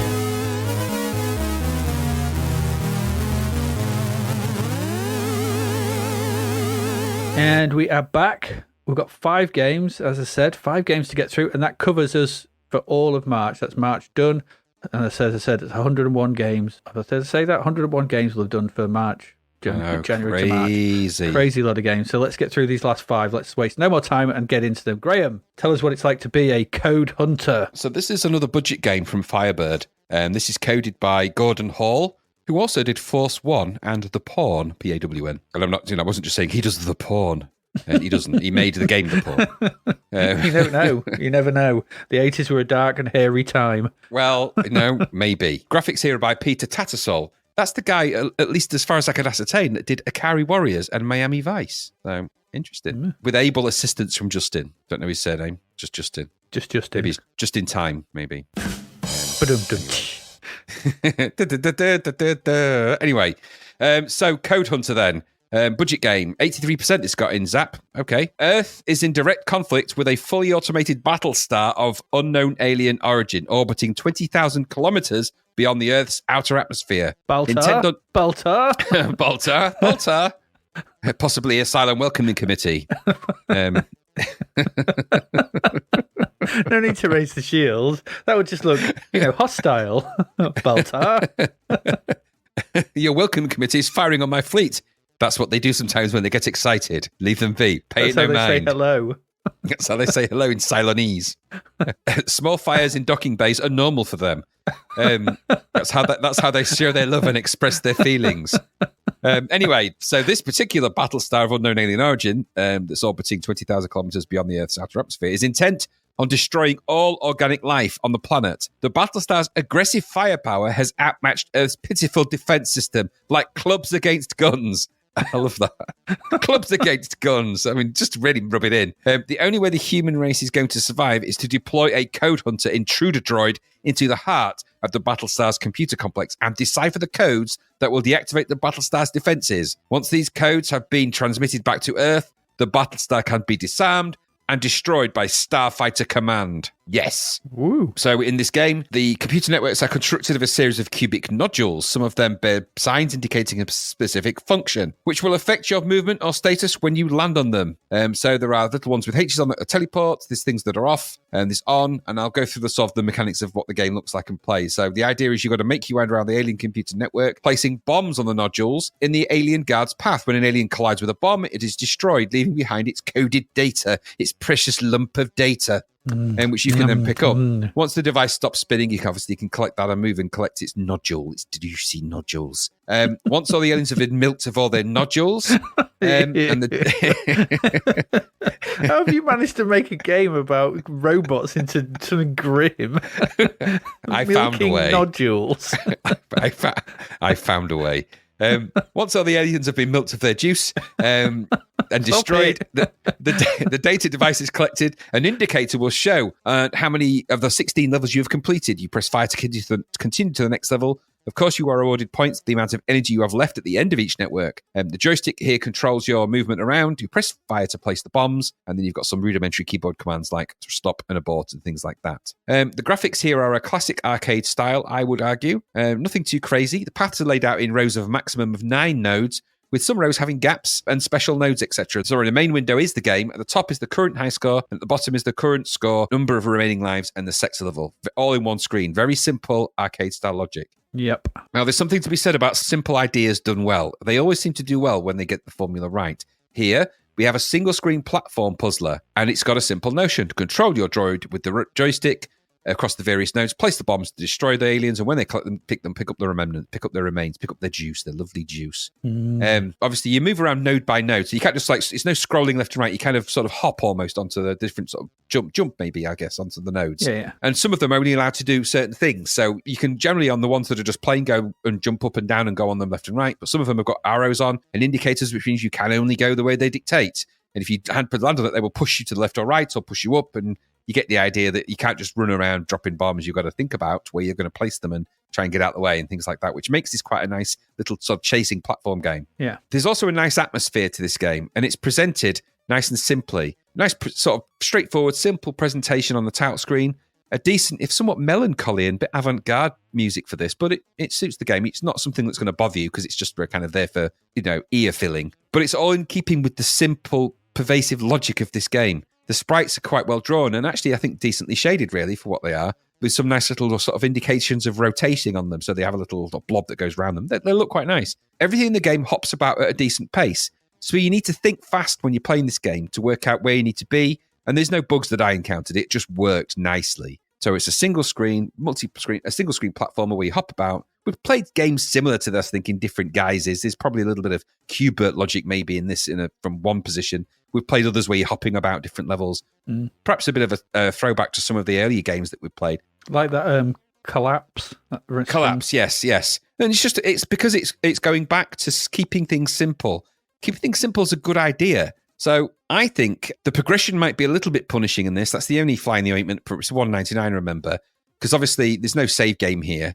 So if you get quite far into it and die, well, you're going back to the beginning. And I think once you know the pathways around some of these, but there's only 16 levels, remember. But once you know the pathways around them, they do get really challenging very quickly. The first one you'll get through eventually. The second one actually gets really quite hard. But that's the nice part about it, because it's just like quick in and out of the game. There's no silly screen. You don't restart and have to go through some sequence. It's just in, out, quick. And that's a very attractive proposition based on some of the crappy games we've had to play. So I think for £2, this is a really decent platform puzzler game for the money. And I really liked it. It lends itself to modern mobile devices as well. So and because of that, I think it's got a nice timeless quality. It feels like an arcade game. Maybe it was one. I don't know. There's some, maybe it's leaning on some game I've not heard of. But I thought this was a real winner, a beaut, one might say. And I thought it was good fun. And it's certainly the best budget game that we've come across for a while. I mean, I know there's BMX Kidz and stuff like that, but these budget games are really giving these full price games a run for their money at the minute. I thought this was good. What about you? Yeah, another addition to the decent budget single screen puzzlers. This is smart game, this, with a strange premise, but one that requires quick thinking and reflexes to figure out each screen as you progress onto it. Like you said, there's only 16 levels, so I can see why there's no password system. Is something that does normally annoy me, but I think with 16 levels, that's not too bad. It's not too much. And I can guess you might complete this fairly quickly if you stuck at it, but you would probably enjoy your time with it, and I think that's the most important part. The mechanics are fairly simple, so maybe 16 screens is all they would need to be to ensure it kind of didn't outstay its welcome. The visuals are nice, they're good, they're chunky, but they're well drawn, they're well shaded. There's a pleasant title screen, there's good sound effects, nice music. It's all good, it's well presented, and it's nice to play. For £2, this would have certainly felt like a solid purchase and would have kept me entertained for as long as it took to complete it. Again, I've said the same thing that you've said. Keep it simple and to the point, and you can create something that is enjoyable to play. Decent game, this. I really enjoyed it. I like the way, you've got to sort of work out the way that those enemies are sort of bouncing around, because what's good about this is that they follow the same logic that you do. So if they hit an arrow pointing to the right or they hit an arrow pointing to the left, they'll have to move that way. They can't break the rules. So the rules of the level apply both to you and to the sort of enemy droids that are bouncing around. And I think that's quite important, and that allows you to understand this and play it. And so it feels like a fair game because you know where everything's generally going to go, and that feels nice. And I enjoyed my time with this. I was playing this quite a lot. I got a fair few levels in, and it, like you said, it ramps up quite quickly. But I think once you learn them, you kind of know where to go. So it can get a bit rote, but I think that's why there's only 16 levels. Learning all of them, yeah, good. I like this Code Hunter. I would have sizzled this or silver medaled this personally. I think this is is as good more as deserving. I thought this was as good as Zybex and Battle Valley. Yeah, I'd agree. It's just a different kind of game, but certainly for £2, this is a bargain. I would have been all over this. Yeah, really good. Good. Yeah, good. Code Hunter. We like Code Hunter. See what you can do with something simple. Keep it simple. That's the best way. Absolutely. I'm sure they'll do that in the next one. Let's see what happens. Another budget title, so let's move into that.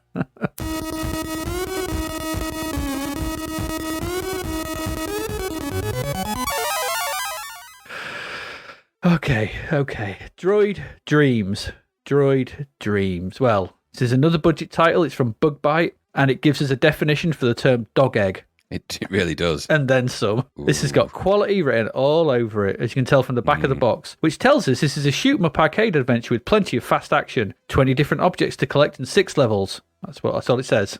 It's like nothing. That's all you'll ever need. Inside, though, it tells you the story, and it's that you are a dreaming droid called Psy, and your aim is to get out of the spacecraft that you are adventuring in via the teleporter. In order to do this, you have to destroy all the enemy droids, give and receive objects from the friendly droids, and pass through the gates using the requisite items. You also need the mysterious G-Pass to change levels. Electrodes and pulsating bombs are bad, so stay away from them and get out within an hour or before losing all your 5 lives. Otherwise, it is game over. There you go. I've read worse premises for games. That Jetboys was stupider, but hey-ho. It was. But I haven't played many that are worse than this. The title screen is a garish mess of pulsating colours and a tune that will make you shove a Black & Decker drill into your ear and turn it on. All of this is from one Sean Smith, and there's no other game listed from him. So this is a one-shot deal, and that's probably a good thing, as coding and making games was not Sean's greatest strength. I hope he's gone on into a great career in insurance or something, just as long as it's nowhere near video games, because Good call. I wish him all the best in the world. Just don't come near video games if this is what you create. Should you leave the title screen for a while? Did you do this? The first of 2 bits of speech spurts out. It just shouts, play. Did you get that bit? Yes. It's like, and you can play it. Obviously, you do that by pressing fire, at which point more speech intones, play Droid Dreams. You have to put the speech in here. You have to get it out of the game. Awful. The game starts with more crazy colours, and the ugliest game I've seen for a while appears. The bottom half of the screen is the overly ugly UI, where we have a bar for our oil, our score, the game time played, what hardware we have, which consists of a spanner, blaster, axe, and grav pass, and then the number of lives just represented by pixelated cock shapes. It is what it is. That's what they look like. They look like bouncing cocks.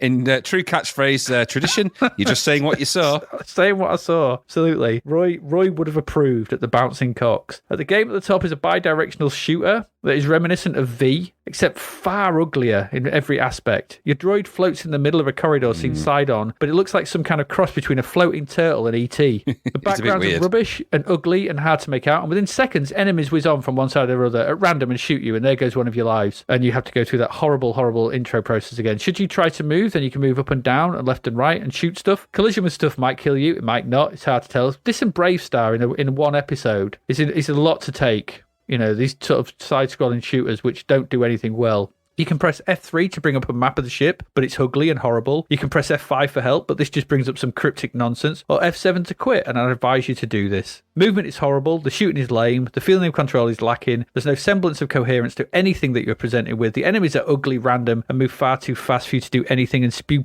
bullets at you randomly that will inevitably hit you as the playing space is too small. If you go on the floor, it's hard to get flying again. Every time you die, you are told you are terminated before the garish colours reappear. Every time I had a game over, I was told I'd completed 15% of the game, even though I'd barely moved and not done anything. This is a true arse cake of a game. Rubbish in every respect. There's not one positive thing I could take away from this monstrosity, and that Bug Bite had the temerity to ask for £3 for this when we'd just played Code Hunter for £2. It's just taking the piss. It's just taking the piss. Jesus, this was awful. Awful. You messaged me saying you're going to hate it, and you were right. You were right about that saddle. This was dreadful. One of the worst things it doesn't make any sense. Why would you dream so horrible? This isn't Droid Dreams. This is Droid Nightmares. This is Android Nightmares. Cyborg Hell. Yeah. This is what RoboCop is doing. He's dreaming of in that chair when he's going from side to side. That's all I can think of. This was dreadful. Did you get anything from Droid Dreams? No, nothing apart from a headache and a runny nose. First class return to osmium. This is an utterly shit side-scrolling thing. thoroughly unpleasant in every way. Yep. With the world's worst SID version of Borderline I have ever had the displeasure of hearing. Oh, I thought I recognised it. Oh, yes. That was Madonna's Borderline, all right. Oh, God. I thought there was like a couple of notes. I was like, that sounds like something. And then it went off and some... It's Borderline, It's Jim, borderline, but not as we know it. borderline. It's bloody shite. Discordant, bitonal, frustrating nightmare. It's the worst kind of horror that your ears could ever encounter. It's made me want to, as you say, drill into my own skull. Yep. I had felt like trepanning myself badly. Yeah. The horribly badly drawn sprites are replete in every respect here. There is no let-up from them. They're all bad and just get worse. The sprite collision is a spectacular disaster. Yes. I was being blown up by things that I was nowhere near. And I was grateful for it, because I'm thinking that just makes this torturous nightmare end quicker. Yep. We won't call them sprites in any way, shape, or form. These are just collections of pixels that resemble things, but nothing you'll recognise, and nothing good. It's got the naffest UI I've ever seen. The in-between screens are some kind of badly bad-lined raster effect that should never be used in that way for anything ever. Nope. That's the only thing that's good for, is if it's the part where the game is unpacking and it makes that squeaky, horrible sound and you get a kind of a screen full of gibberish. That's the only excuse for having that. It was horrible to play. It felt bitty and disjointed. It hurts the brain and the eye and the ear. Thank God it's the only game from Mr. Smith. Good. Make sure there's no more. Absolutely. Awful. 13% Zap gave that. I think that's generous. I would have. This is going into the realms of end of casino again for me. I'm going to pop your eye up for this one. So I'm going to put, this game's going in the vice and it's going to pop its head open like a melon. Yep. Yeah, it's not good. Awful No. Droid Dreams, honestly. No one's having dreams like that. Nobody. Not even droids. If they did, they'd unplug their own fuses. Absolutely. It'd be that one in the RoboCop 2 where they're trying out all those different robots. Just blow its own brains out, yeah. Why did it do that? It was in its mind there was Droid Dreams. Oh my God, Droid no. Dreams. Yeah. Awful waste of bloody £3. Get lost, you rip-off merchants. Yeah, bug bite. We're finding out a bite. lot about these companies, aren't we? That they are just shysters. Bug shite. They're just awful. Awful people. Yeah. Awful. This is buggy monstrosity. You don't release this on the world, you bug bite charlatans. You don't. You really don't. What have you done? What have you done? Now, this is like that movie, The Mummy Returns, or The Mummy, either of those, where they unleashed that bloody The Rock. mummy. Yeah, well, no, that's not the one before The Rock. Same difference, really. What's he called? Ramitep, or whatever he's called. Or Imhotep. Imhotep. They've released Imhotep. This is the gaming equivalent of Imhotep. It's not a good thing to have unleashed upon the world, no. No, it's not. Amunatra's just been revealed in the desert to everybody, whatever it's called. Hamunatra, True. whatever it's called. We've certainly got a contender here for Sunday Best, I can say that. Bloody hell, yeah. Gonna have to, I hope that is the one that wins, because that means we're not going to play anything worse than that this year. I don't hold out hope that that's going to be the case, but I do hope that is the case. There we go. Droid Dreams, bloody awful. Let's move on quickly.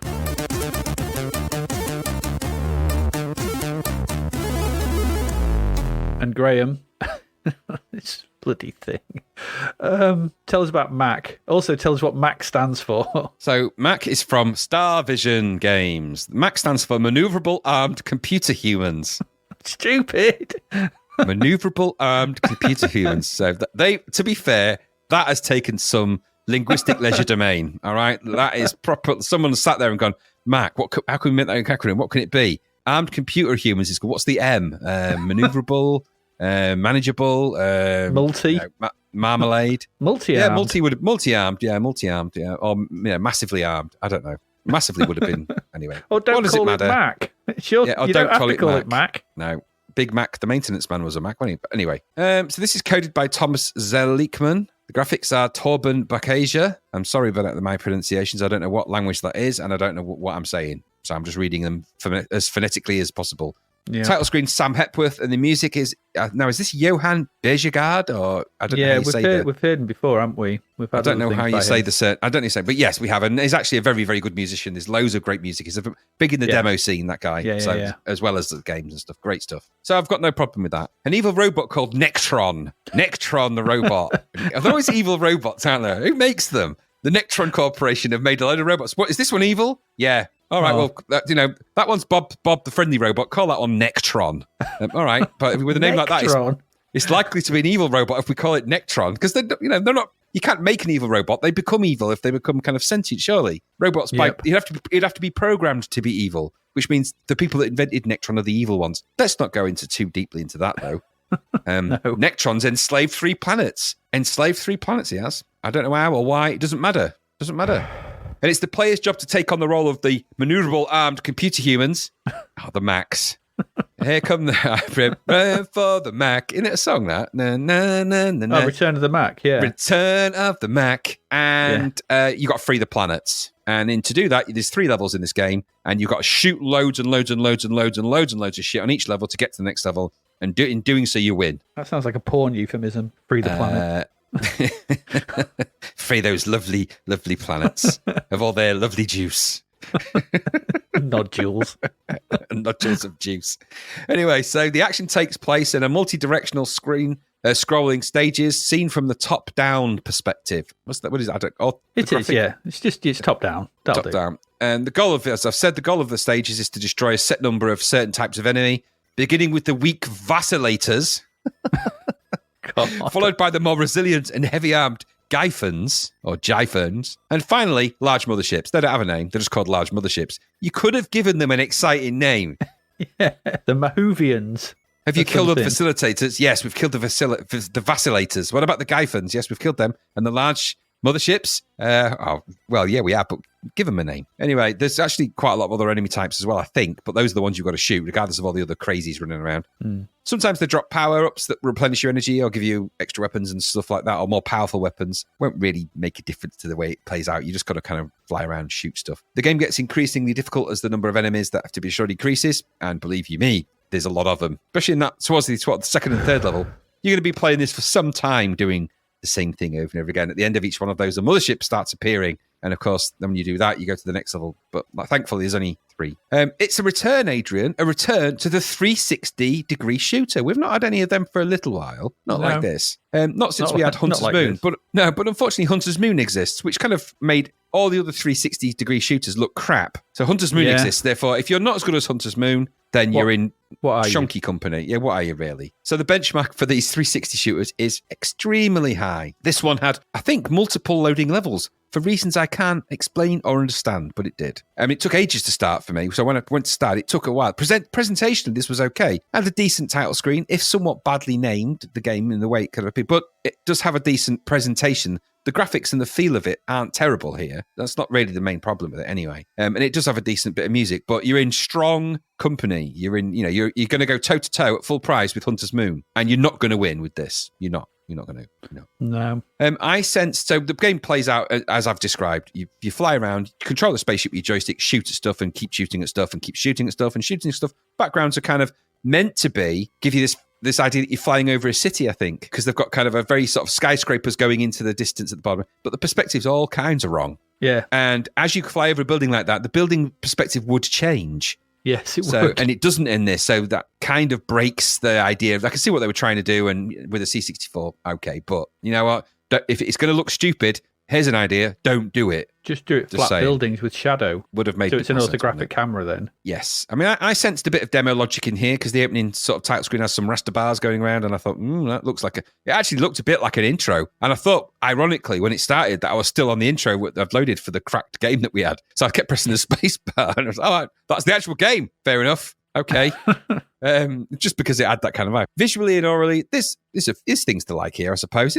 The spaceship designs aren't bad. The sprite design isn't terrible. Backgrounds aren't bad. And the scrolling is quite nippy and fast. And it works out as a game where you're shooting around and flying about and doing stuff. And can you do a lot of that? Well, you will be doing a lot of that. There's nothing else to it. That's kind of it. As I said, the main window contains the action. There's a small UI, gives you your energy bar, your score, some coordinates, I think, for reasons I explained. I don't know why, but maybe you have to go to a central point where the mothership is. I don't know why. Just when I've noticed that there were some coordinates there. The graphics are a kind of variation of base relief. There's okay backgrounds, like I said. Meant to be that idea of skyscrapers that you're flying over. Kind of doesn't work, but okay, let it go. There are quite a different bunch of sprites here. They move around swiftly, and once you're blasting, if you like this kind of 360 blaster, there's just better ones of this. It just feels like we've been here before, and this has little of anything new to offer. And it's really hard as well. It really is quite a difficult game. I mean, I know Hunter's Moon was no walk in the park, But this one is, that got away with it because it had varied gameplay and it was tough, but you could sort of feel like you could get better at it. This one, it's just a relentless onslaught. And we played, remember back in the early episodes of this podcast, a lot of those early games were just relentless onslaughts of stuff. Z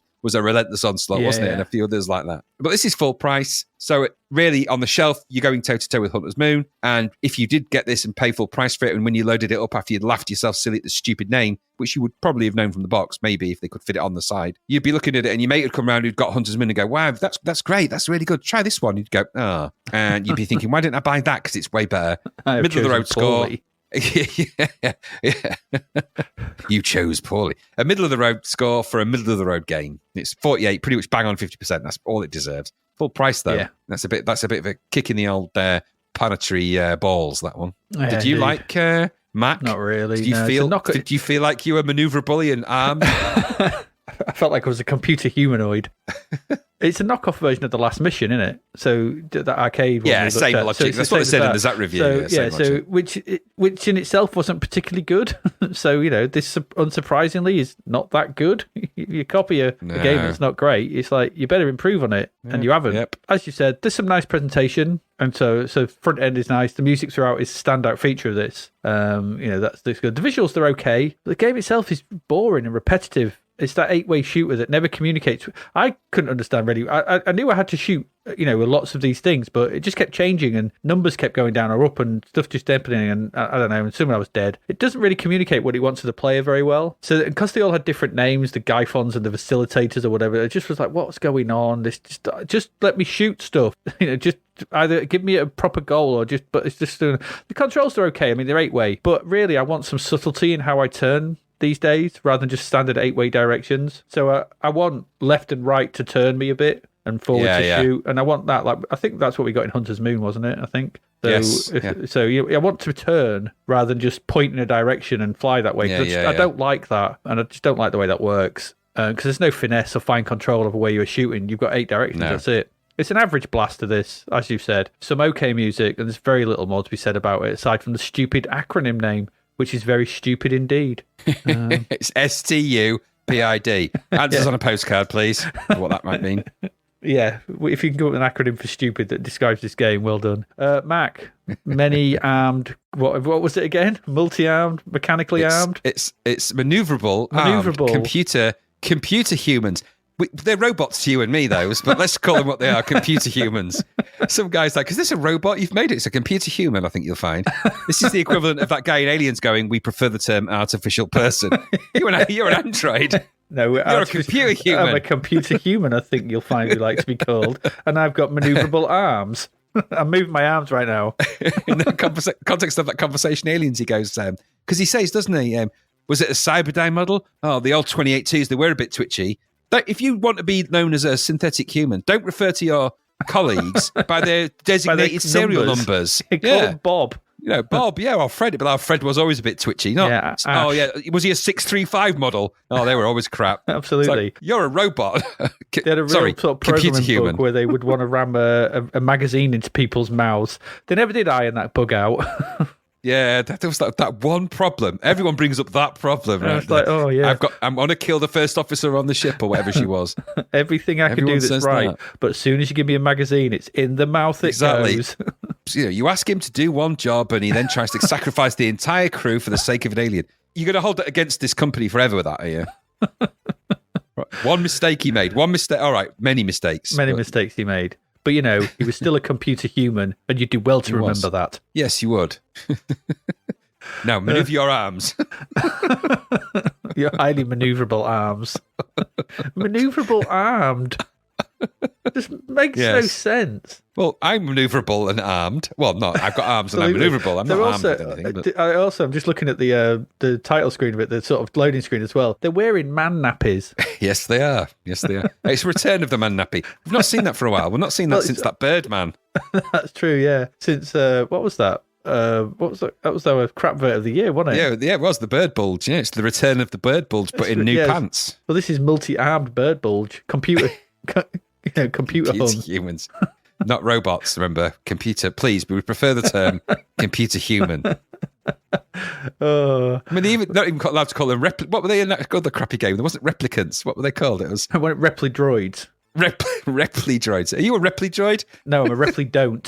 Isn't that a Repli can't? No, I'm a Repli don't. I'm a Repli don't. And this is my computer human compadre here. Yes, my computer human friend. Which is he? He's more than a fusion of the two. Absolutely. Don't give him a magazine. That's going in a place you won't like. With a really weird noise that he makes that goes... You know, why did they program that in? If he's programmed, it's a robot. Why did they make it the thing that he does? When he's frustrated and he's trying to kill someone with a magazine, he makes a really weird noise. Absolutely. I suppose it's like a warning, but it's that's how you know he's doing something wrong. Yeah, that's his wrong noise. Yeah, absolutely.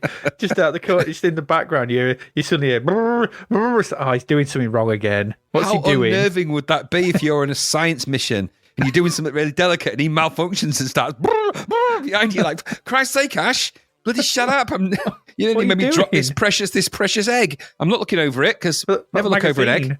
Exactly. Never look over an egg. Never look over the egg. Don't do that. That's Mach. Anyway, maneuverable armed droids, robots. Which Ma, I suppose, is not that good a name. Ma. All of it's still better than Droid Dreams. So. Oh, that's true, actually. Yeah. What have we got? Computer humans, Droid Dreams. We've got very robotic. This and code. That code one was robotic as well, wasn't it? Yeah. Yes. The robots are back. Well, the computer humans, sorry, are back. The computer humans are back, but they're not back for our next one. Let's move into our next one. We've got to get on with this because we've got more Burl coming up.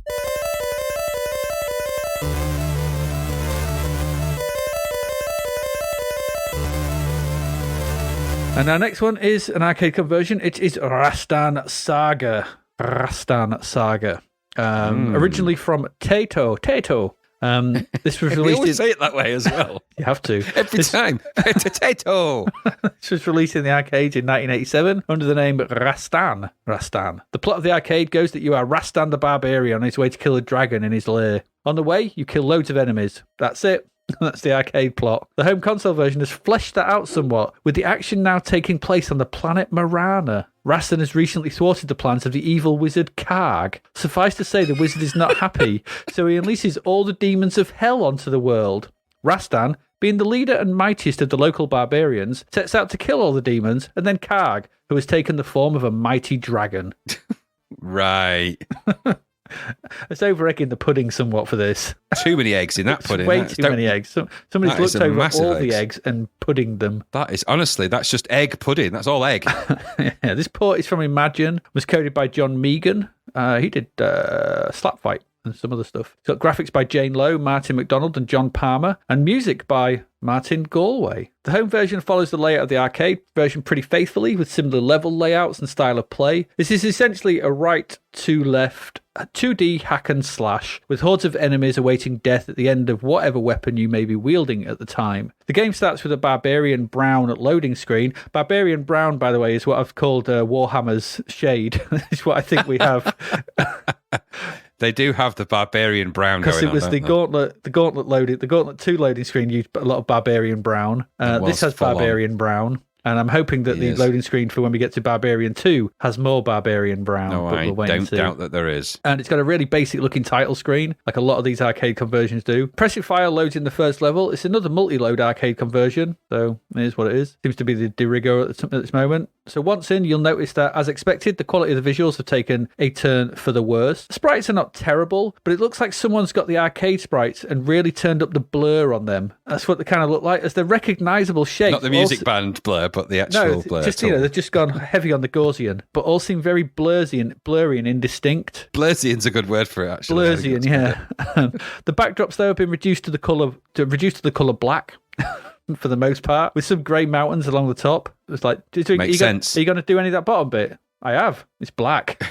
Oh, okay. Can you see all the detail in there? Yeah. All the nice colours of the arcade game have been replaced by an ugly, monochromatic appearance that robbed the game of most of its arcade look and feel. Anyway, the game sees you trudge from left to right and swing your sword at any enemy that approaches. One hit, and they are toast. The UI has your score, the high score, and your energy bar, and what I think is an armour bar. I don't know. There's two bars, and it's connected to a heart, and it doesn't make any sense. It's a health bar. whatever. There are collectibles to be found along the way, such as different weapons in the shape of axes and maces, and there's even a fire-spitting sword, or some of the energy-spitting sword thing. There's armor and shields to help you take less damage. There's medicine, which gives you back energy. There's others which give you bonus points and the like, and there's poison and things like that. Don't pick up them, obviously, but whatever. There's gems to give you more score and stuff like that. The controls are pretty simple. You walk left and right. Up is for jump, down is for crouch. Up and fire, there's a larger jump. If you jump and you press up and fire, then you can do a hit upwards. And supposedly if you're jumping and then you put downwards and fire, it does a sort of thrusting downwards maneuver, but it was a bit tricky to actually pull that one off. You can climb on ropes and jump off them, and at times you must even swing on ropes to cross certain gaps and things like that. The levels are a series of platforms and landscapes that are made up of solid ground and water or lava, both of which kill you on contact in a really overdramatic way. His death in this is massively overdramatic.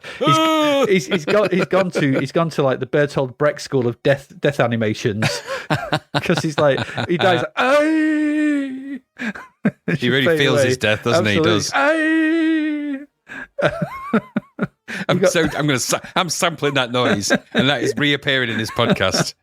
You have 3 lives, but you do get 3 continues as well, so you get 9 lives, really. Progress is made through the 6 levels. At the end of each level is a boss that needs to be beaten to move on to the next level until you get to Karg and try and defeat him.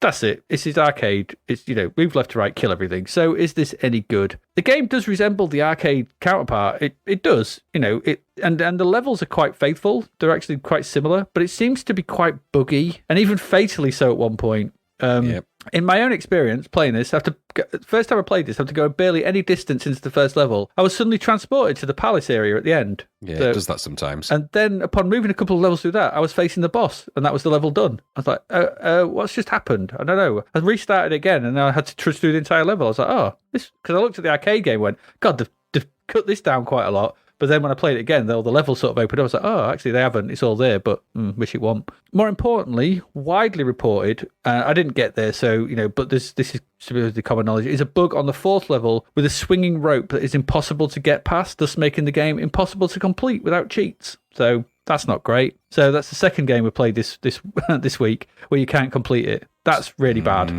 mean, Droid Dreams is bad, but I imagine you might be able to complete it, but these full price games where there's a game stopping bug, that's really not on. I mean, that's unforgivable. It really is bad. Especially, you can't, it's not like they can, back then they can't release a post-release patch or anything. It's just rubbish. More importantly, though, this game, even with the, it's got some decent music by Galway, it's dull. This is a really dull version of the arcade game. Again, it's like Predator. It's just dull. The pace is plodding. There's no real sense of doing much beyond wandering along and swinging the sword every now and again. There's no real difference in the way the weapons work, so the sword feels the same as the axe and the mace. The scrolling is annoying, is that when you jump up a level, it stops you moving, even though the enemies continue to move towards you, whilst it scrolls the screen up to where you've now jumped up to, which is dead frustratingly annoying, and I hated that, creating a very stop and start and annoying flow to the game. If you take out the game crippling bug, it may be not as bad as some conversions we've seen in this genre. It's better than Legend of Cage and that ilk and things of those sort of levels we've seen, Shaolin's Road. But its main issue lies in the source material, which some people really liked, but I was never a good Rastan fan. This was not an arcade game that I particularly liked. I was more of a Rygar fan, which is a similar sort of thing, but that had, a more kinetic, you had a smashy yo-yo. As we said in that game, I loved the bloody yo-yo. I loved the smashy yo-yo. It's such a cool thing to sort of swing around with. Yeah, It's much better than a sword. It's way more fun. You had stuff coming up from the ground. It was better music. I like that much better. Problem is, you cannot ignore the fact that this game is impossible to beat, so it rends everything about it moot. A broken game has been released here, which seems a bit reprehensible. But going by the level of quality that we're seeing in a lot of releases at the moment, it seems more par for the course. Disappointing, really. This is on every level. Not a lot else I can really say. It's not a great arcade conversion. It's okay. It's not bad. It has all the features of the arcade, but you can't finish it. So, what did you think? Oh dear, oh dear, oh dear. Poor Rastan. Poor Rastan Saga. Poor thing. I quite like the Taito arcade. And when I finally came across it, it was one that was I came across it quite late on, actually. It wasn't one that I was around and I saw at the time. I remember reading about it in CNVG, and I remember them raving about the pixel painted graphics and thinking that looks really cool, because they made a big deal about the fact that Rastan had a little sort of pendant on and you could make it out in the pixel painting arcade version. You're not going to see that on this Blurrovision version of the C64, but it was quite an interesting arcade. But the C64 version was always hampered, wasn't it? It was always going to be, but it was always hampered in some specific directions. It's kind of nearly there, isn't it? It's almost like It's like you're looking at it going, it's nearly there. There's just a few things and it would have been It's finished. blurry there. There's a cracking version. I really like the music for this, the Galway version. It's a good version of the arcade music. It's actually better than the arcade music. The music's Galway fine. music's really good. And obviously that went on to spawn an amazing orchestral version of that. And you can go and listen to that on Remix 64. It's just mind-blowing, the stuff that's out there. And that's all good. The sprite work is it's all right. They kind of look like the arcade, I suppose. It's the best thing. They kind of look like it. It kind of looks like the thing it's meant to be. Well, that's not necessarily saying it's good. I'm just saying it kind of looks like it, but a kind of splodgy version that Blurry. It's been C64'd. Yeah, and it's kind of blurro vision. So it's kind of, it's all right, but kind of. The backgrounds are a facsimile, and I'm being generous, of the arcade, but they're not brilliant either, are they? They lack any detail. They lack passion. There's no passion in any of this game. No one's laid the arcade and gone, that's the greatest thing since sliced bread. Got into it and gone, let's make some really, really great backgrounds. We know the C64 is capable of really good backgrounds. We played IO. There's some really great backgrounds. So there's some backgrounds in some of the budget games that have, even BMX Kidz had some better shading than this bloody rubbish. Yep. And so it can be done with a bit of thought and a bit of care, neither of which apply to this. They didn't care in this game enough to even finish it properly, did they? Let's be honest. So nope. It got what it got. So Rastan himself kind of floats over the ground in this, which is rubbish. I hate that when sprites do that. Mm-hmm. The enemies are, I say, of the arcade. They kind of look like the ones that are in the arcade. They're varied and they're quite big, but there's just not a lot to do in this. You just kind of wander around and don't really do. I went through half of the level and didn't encounter a thing. There was a swinging rope and a ladder. There's just not much in it. No, and that's the thing I had against the arcade game. There's not that much. It's a bit empty. Yeah, and I think that's maybe that's just a replication of that. But in this, the fighting felt, when you do come across it, it feels really dull and powerless. There's no, you swing the sword, but he's not swinging. There's no mighty swing. It just kind of goes, and you've got you, and I've got you, and I've got you, and I've got you. It's just, there's no power in it. You got a mighty sword swinging, and he swings, weirdly, the sword exactly the same way as he swings all his weapons. I mean, I know it's animated for convenience there. Yeah. But, I would just imagine that you would swing them all differently, but handily enough, he doesn't, I suppose. So there's just no connecting grunt. There's no, you hit them and just sort of poof, disappear in a poof of smoke. It's like, it's just all a bit wishy-washy and a bit just, does it work? Do they die? Oh, that'll do. There's no payoff for getting the other weapons either. They don't do anything special. They don't have any magic powers. The one shoots blobs. But that's the only one and you have to, double backflip, jump flip, try and get to the, to get into some of these weapons is weird. In the arcade, you can actually stand still and jab upwards in a really funny maneuver, an upward jab, a jabby upwards. Yeah. You can't do that in this. He just sort of jumps and leaps upwards, and it's really weird. And when he does his downward spiker, it's just in the C64 version, it's just outright weird to watch when he jumps up in the air and just points his sword down and goes, yeah! It's just weird. Yeah. It's just not very nice to look at, really, that. So there's no payoff for any getting the weapons anyway, so you may as well not bother. Even some of the other enemies have different weapons. It makes no difference. So that's a bit dull, isn't it? Yeah. It's just, and we've got another barbarian, a mighty barbarian that drowns in a puddle, or what looks like a puddle. I think they're meant to be torrents of water, but it just looks like a blue stain. So it's like, oh, puddle, dies over dramatically. It does that massive dramatic death. Over dramatic death. It's hilarious. The scrolling is horrible, with only compass directions scrolling, which means your jumps often leave you suspended in midair and then you fall, which is really stupid. The collision detection here is off the chart stupid. I mean, the enemies spawn randomly and really boringly as well. They're just kind of wandering around bored, like you are. They're not hating on you or attacking you.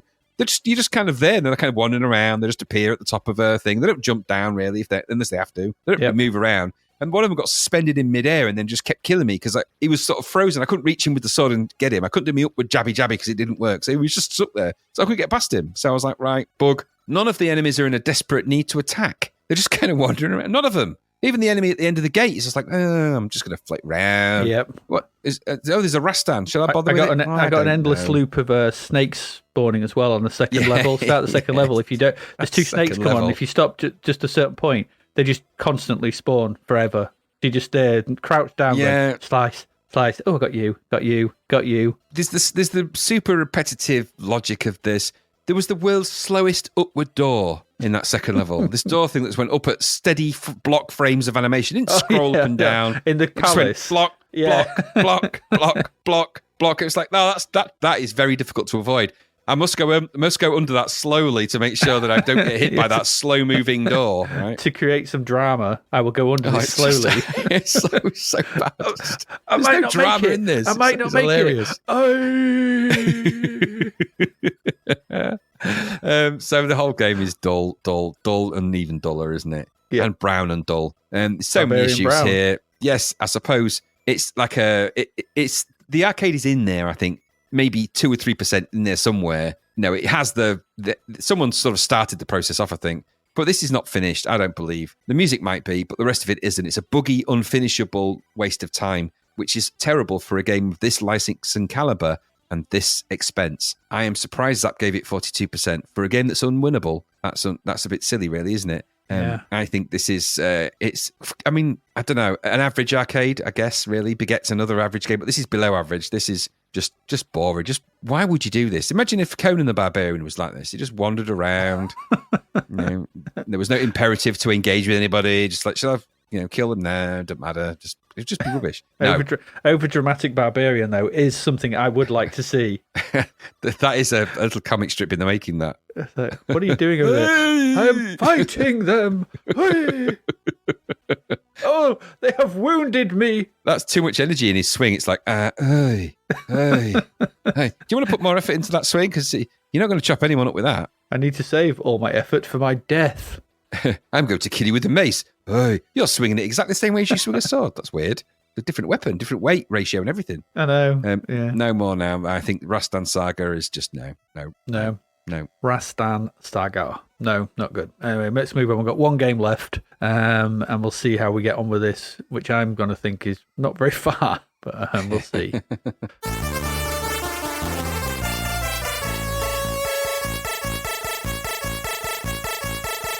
So, Graham, fly me to the moon and keep me sung among the stars. Apollo 18. You made me think of Bayonetta now. I know, that's the whole point. That's good. Tell us about Apollo 18. Apollo 18 is from Accolade. It was produced by Artec Digital, coded by Philip Armstrong. Ironically, no relation.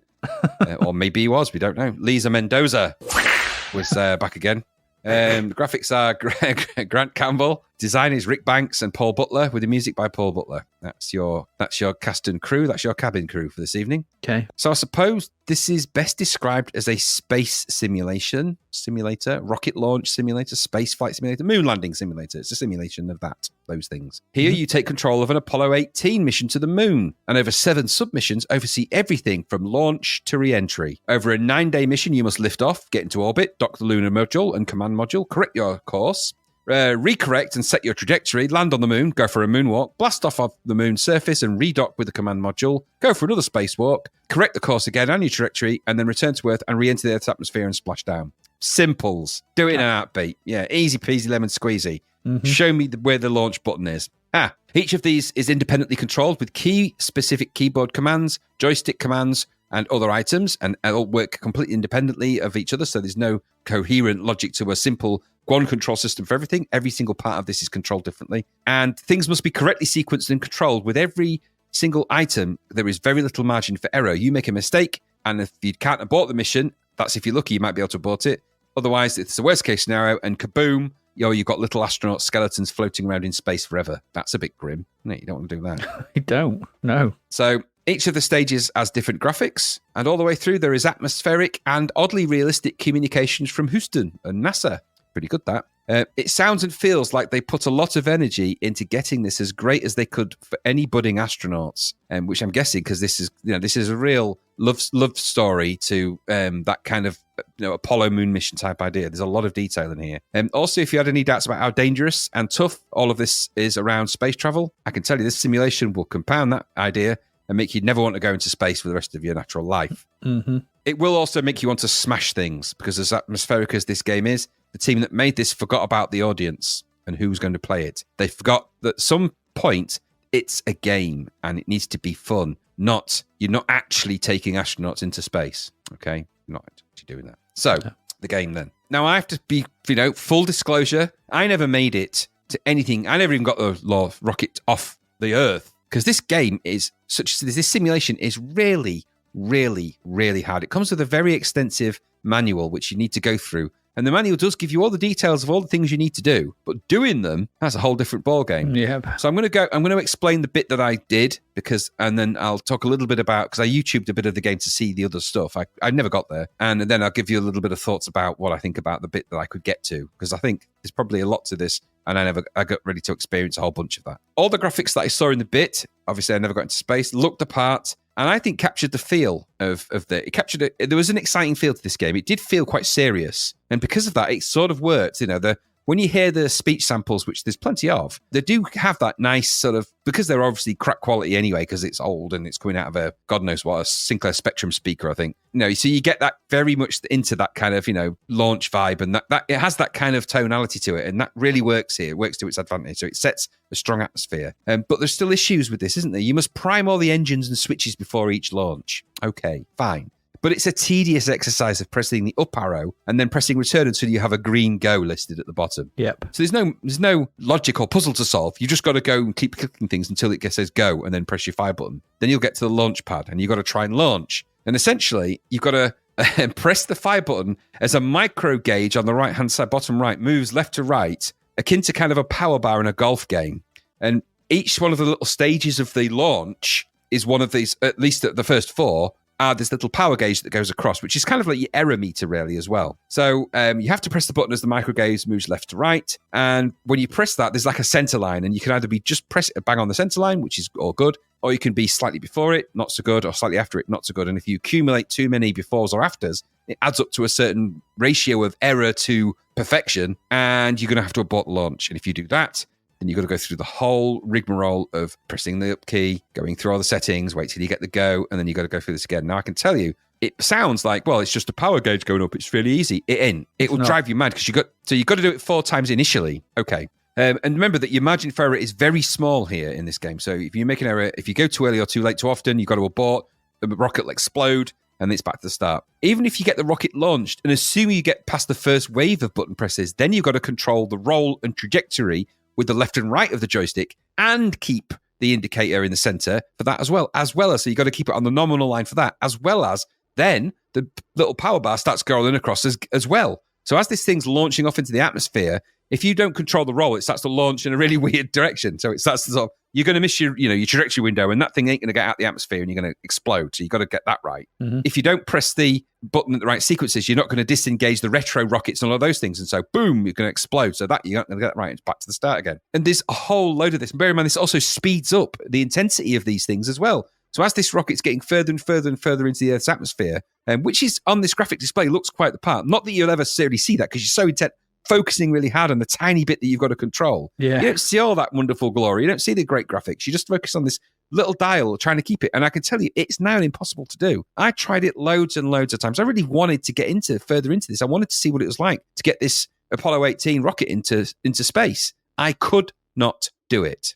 And there's no practice mode in this game. So if you can't do it, you can't do it. You're not going to get to see the other 8 days of the mission. You certainly got to complete any of the other 7 stages or whatever they are. You're not going to see any of them. So until you can crack this system, you're never going to get to the rest of this game. I think that's a big blocker because it is quite hard to do. And even if you do get past that, and I think this is punishing to the point where it's a bit silly because you're really at a certain point, you're preventing the people that you're trying to entertain from getting any further into a game where you've spent a lot of time and energy creating loads of fancy stuff. So you're really just shooting yourself in the foot here. But even then, let's say you do get past that and you actually get into space, then you've got all the other stages to do. This is all in one sitting, by the way. There's no save. So I don't think you can save your progress. I never got enough progress to save, but I don't think you can. No, so this is, you've got to actually live, I feel like you'd actually be spent 9 days sat at your computer with this, feeling the stress of keeping those astronauts alive. Because after you get that into space, then you've got even more controls to contend with, because then you've got to manage the trajectory and you manage all these things, and it's all done by keyboard and different commands and different, with the same margin of error. If you make one mistake, you're dead, and then the launch is aborted and it's back to the beginning, relaunch. So you've got to go through all of that again. And I can tell you, I don't think there's going to be that many people. And I watched a couple of YouTubers that did it, and most of them never got off that first launch. There's only a couple that managed to get to the next stage, and even then, they didn't certainly get anywhere near the moon or anything else like that. And I watched a few YouTubers that tried. So, and I wanted to launch the rocket, and I tried so many times, but after a while, I'm like, I just can't be bothered anymore. I've tried it too many times. Why not put a practice mode into this so you can have a go at the different missions? Why not do that? So that, so you can at least have a go at playing some of these other exciting things. Every other game of this type does that. Why doesn't this one? It's a real omission, a really silly omission for something like this. So I know I know it's meant to be like reality, and so obviously you don't get to just handily correct things in space. If things go wrong, they go wrong. I get all that, but this is a game, and it is meant to be you're meant to sort of entertain people, not punish them. I YouTubed it. Like I said, many of them struggled with it anyway, and even the YouTubers that have and some amazing ones out there, and the few that got through it looked like it took ages to get right. I mean, I don't know how many attempts they did, and they cut out of the video. There must have been loads. The graphics that I saw in some of the other sections actually looked pretty good. Really nice displays of inside the control module, inside the lunar module. The spacewalk looked amazing. The graphics in the game and they're really good. You're just probably unlikely to ever see them outside of YouTube, or there's no cheat that could really be applied to this. It'd have to be a level skip, I guess, but I don't know how that would work, because even if you skipped a level, you'd never finish it because it'd be so hard to control and you wouldn't really know the parameters. The instructions are detailed enough to get you there, but not detailed enough to really give you the information. Yeah, it's that's just what a bit too hard. Well, yeah. So you don't really see much of the launch anyway. It kind of makes you focus on the wrong thing. What this lacked was a game designer. Somebody went simulation mad. The computer humans made this. Multi-armed. But multi-armed ones, maybe maneuverably armed computer humans made this, but they forgot about people actually have to play it. And you've got to make it a game. It's got to have, just a game designer or even a designer of simulations would have looked at this and gone, let's give the people a practice mode so they can have a go at these different stages, because they are quite exciting in their own right. If they want to do a whole mission, well, that's the real clincher. But because of that, and it doesn't have that, you end up focusing on the things you can't do and not the things you can. And that's a problem, isn't it? Mm-hmm. I think in scope and application, there's loads that they got right in this, without a doubt. And I imagine if you can get through to those other stages and you've got the patience and the hand-eye coordination of an ant or something like that, someone who can, who has the reaction times that I am simply not capable of at my age. There's bags of atmosphere, and the sound and graphics really, really do work well. There's such amazing stuff wrapped up in here. It's just a pity it's inaccessible for average Joe, non-human computer. The pace was quite good as well. It did feel exciting at first when it first loads up and there's the launch bay, and it all feels like that when you even just the first time you do it, when you're just on that control panel and you're pressing your keys and pressing enter and the lights are lighting up. There's a real feel of an Apollo 18 missions are going to happen and you're in control, and the sounds really add to that. But if someone said to you that's it, when you got to that part and that's the end of the game, which it kind of is really for me, I think I feel a bit cheated. So they adhere too much to the strict rules of what they're trying to do. It's a simulation too far, really. No practice modes, insane difficulty, really, and punishing controls means if you've got the perseverance to get through 9 days worth of space travel, you might actually get more fun just watching an Apollo 18 mission on YouTube as opposed to playing and trying to get one into space. It's really hard, it turns out. Great pity. This game very, very nearly had the right stuff. What about you? Very good. Very good. Very good. Yeah, I'm the same. It's hard to know what to say about this one because despite my best efforts, I couldn't get past the launch section. I got to the second to last button tap once. So that was 11. 11 taps I got right. Same. And then it aborted on me. It's very frustrating, this. I know. I emitted a Rastan Saga style noise at that point. I think I dropped a barbarian brown. So, I was, oh! At that point, I understood his Brechtian pain. I wish there is just an option. I wish an option to try the various parts of the game in isolation to learn them. Because as it stands, the rest of the experience is just hidden behind this incredibly impressive. And it is incredibly impressive. You're right in everything you say, but ultimately tedious launch section of the game. I feel like they could have given you some options here to get used to each part before trying to take the whole thing on in one go. Because having to do the whole thing without some experience of what comes next, you go, right, I'm going to try that. All right, I've learned that bit. Right, I'm going to try this. I'm going to try that. Then string it all together. It's going to be hard, let alone stringing it all together with no idea what's coming up next. Trial and error is just nightmarish. Yeah, it's the driver approach to game design, where Driver had the, looked like this amazing game driving, but so many people never got out the underground car park because it asked you to do this incredibly difficult thing. To get past the first bit, we're not showing you anything. It's just this punitive, punishing, developer going, well, if you're not good enough to do this, or you're not good enough to see the rest of my game. It's like, I bought it. I can see what I want. Actually, I hadn't bought it, but you know what I mean. It's a shame because it looks like a really interesting experience. The presentation is top notch. Some very clever effects going on in the opening sequence. That shot of the rocket going up and disappearing into the distance. It's really good. Blocky, but it looks really. It's really good. And, you know, it's a very good presentation of the liftoff. And that opening sequence, like you said, where you're hearing the speech, it's G-Man is like that, and that little digitized picture of the astronaut. And everything just feels really nice. Just, I don't know. But beyond that, I can't say. You know, am I going to try and persevere with this? No. I thought I might, but I'm not. It's just, I don't think there's enough payoff there for the effort that I have to put in. There's a great intro speech system, but, you know, for me, this was one giant step too far, I'm afraid. Very good. There you Very go. good. The computer humans are all waving their and clapping their maneuverable arms in glee with that one. Rastan is going, oh, that's the best put I've heard all day. So he laughs. It's like the actors out of that Blackadder episode. Oh, brilliant. Barbarian, Rastan Barbarian. Yeah, Apollo 18. I don't know. Good song, though, isn't it? Yeah. Yeah, it is, yeah. By was it Apollo? No, it was Apollo 440. It's Apollo 440, wasn't it? Yeah, they're a good band. Yeah, they are. Yeah, they were. Well, anyway, outfit. Shameless. I really, really wanted to get more out of this because I thought it looked great, but it just I got very, very bored of pushing right, pressing the fire button, watching lights turn green. After about, I think it was about the 15th go. I was like, oh, for God's sake! Then my keyboard stopped working. Same. Yeah. Like, okay. Keyboard's going. Did you Don't say, play this Houston, anymore. I've got a problem at that point? Yeah, my computer did. It's like, we got a problem.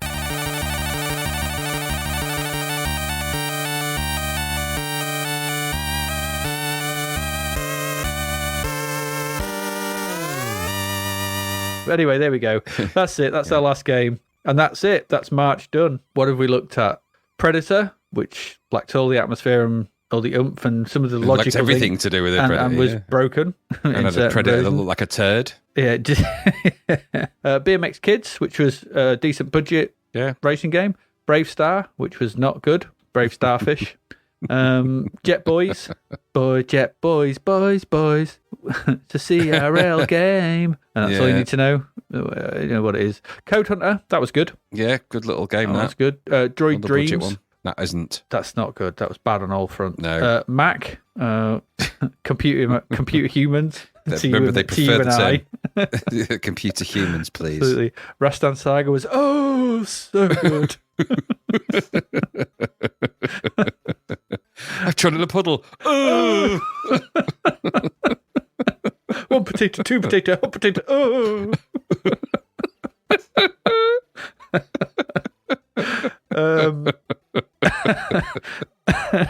Oh dear me. And finally, Apollo 18, which was just too hard for its own good. Yeah. It could have been brilliant, but give us a practice mode. And I think if this had got practice mode and would have been able to experience all the sections, I think would have been like, this is one of the best things one of the most interesting would have things been one of the best simul games we've played. Yeah, absolutely. But there you go. Anyway, there you go. That's the games. March is done. We move to April. But before we do, Graham, we have a couple of crap verts to look at. We always like a crap vert. Yeah, and we've got a couple of them here. So if you'd like to scroll your screen down to the first one. Who's Lee Enfield? I don't know, but it's in the Tournament of Death.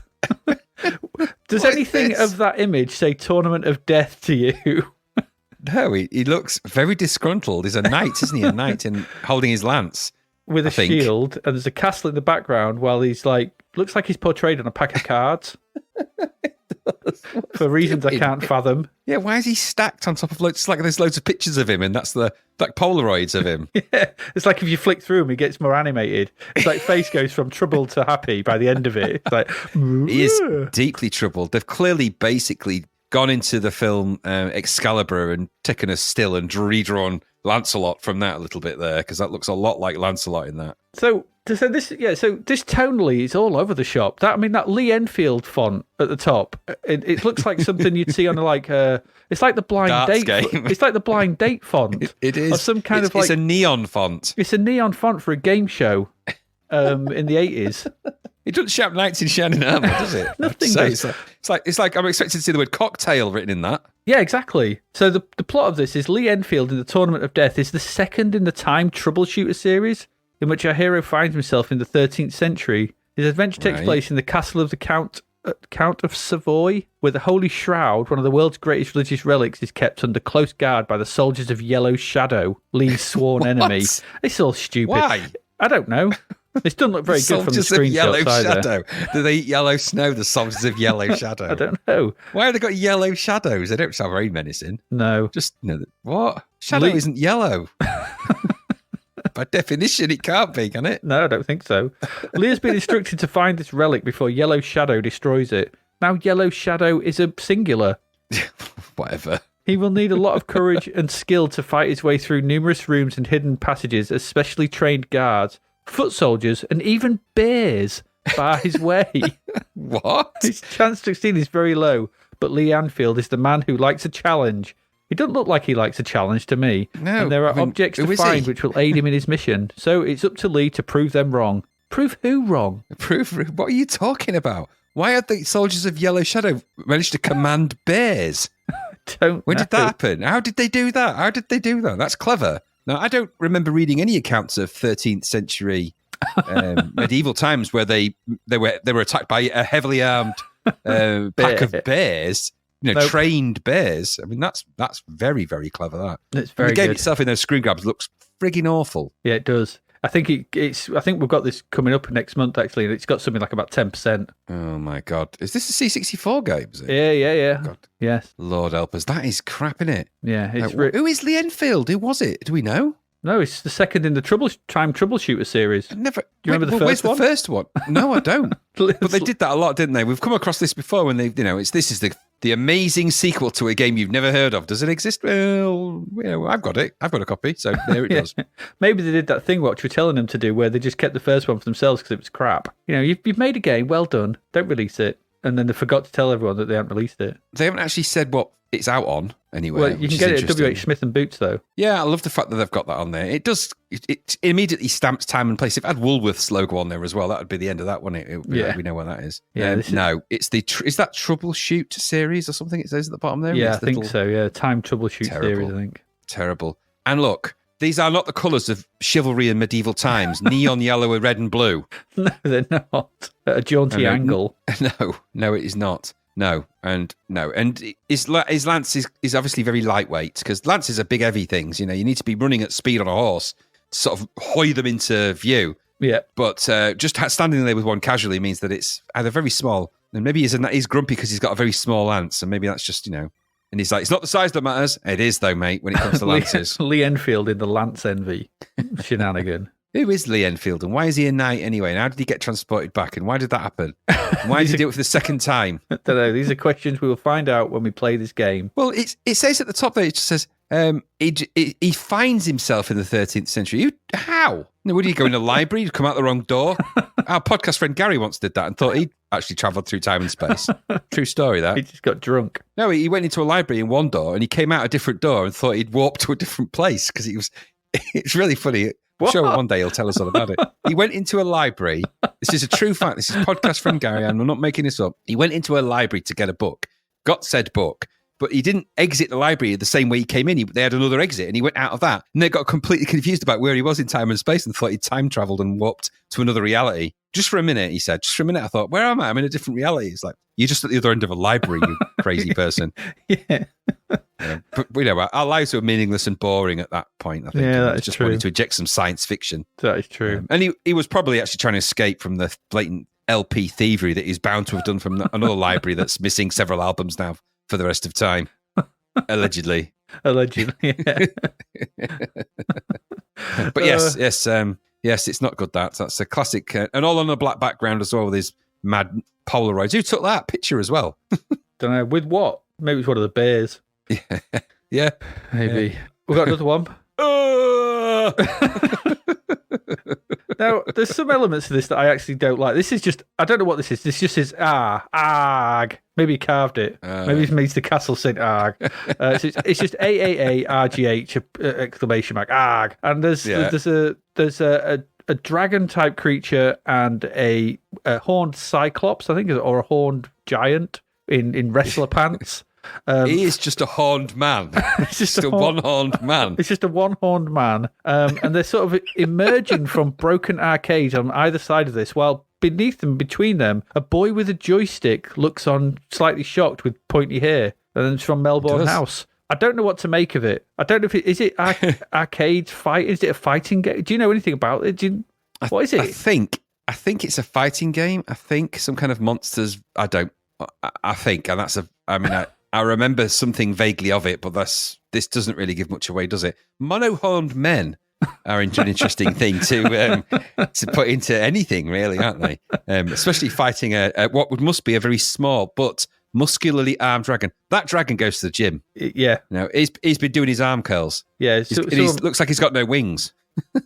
I don't think he has, but I'm also, that the guy's got really short. He's got wrestler pants on, 80s wrestler pants. He's got underpants. He's got his budgie smugglers on. Hasn't he? It really has. A single-horned man with budgie smugglers, and you notice he's wincing because that dragon's clearly got rancid breath because he's like going, garlic. He's like, oh god, your breath stinks. But what? So I can only assume this is some like arcades come to life and you got to fight them, but it's not giving much away. It's not. I mean, to be fair, it's quite well drawn. So there's some nice drawing and stuff like that, and it's got a kind of atmosphere to it. But it's crazy stupid. It's. I tell you what, right? There are parts that are well drawn. Some of the musculature is okay. I'm a little bit concerned about his hand foot because the mono-horned man has a hand foot. It's like a foot with long toes as opposed to a hand. It's just not quite right. Yeah. Whereas the clawed hand of the dragon creature is actually pretty good. Yeah. But his is just so it's just a bit smooth and a bit. It's not. It's just, I don't know. There's something wrong about that. He's got no knuckles. Maybe it's that. Is he a cyclops? I can't work out. It looks like he's got two eyes. He must be a cyclops because one-horned creatures like that in the Harryhausen tradition always are. Yeah, that's what I was cyclops, thinking. Yeah, they? So he's got a cyclops haircut though, hasn't he? Yeah, which it's well groomed. At some point, he's gone to a hairdresser's, and I like the idea of there being hairdressers for cyclops and for horned men. Well, it's like, would you like it? Would you like it over the horn? Around the horn? How would you like it today, sir? Would you like it trimmed tight to the base, or would you like a bit of fluff upwards? Just turn around the horn, please. Absolutely. Short back and tight around the horn. No, there's probably a few people that have asked for that for a very different reason. Absolutely. This is not a kind of shop, sir. Ears as well. I'll ask you to leave. I thought this was a hairdresser's. No, it's not. It's not. It's a chippy. Get out. It's a chippy. Get out, you mono-horns are not welcome. Get out. You would know that if you had any depth perception. Look at the sign, and it'd be great, wouldn't there, if there's a sign on the chippy window that just says no mono-horns. Oh, for fuck's sake. This is the only chippy for like 20 miles. Get out. He's got bloody a horn. mono-horned crazy. He's got a horn. No mono-horns. We've got one in. Sorry, yeah. And that's where Bob comes from on the back. Hiya. I'm Bob Mono-horn. Bob Mono-horn. How random. Bobby Mono-horn. Bobby Single-horn. And after the career in Monster Bashery didn't work out, he ended up working in a chippy. It's always nice. It's nice that he's got a job at least, in these dark times. I like the kid. Looks like the kid's controlling the arcade that's got the mono-horned man in it. Yeah. So I'm guessing the game must be that you control him and he reaches out of his arcade and starts to strangle random creatures that have bad breath, clearly. Yeah, short back and tight around the horn. There's a dynamism to that image, though. Parts of it are well shaded and drawn. He's a bit smoothened, but I'll let that go. But they could have given him some trousers or proper pants. I mean, you cannot. Mono-horned men should not just fight in their underpants. I'm pretty sure they didn't. But they always just give them sort of little cloths that wrestling cover pants. up their jewels. It's wrestling. They are wrestling pants. 80s UK wrestling pants. I bet he's got a special move as well, which involves that horn. I don't want to think about it.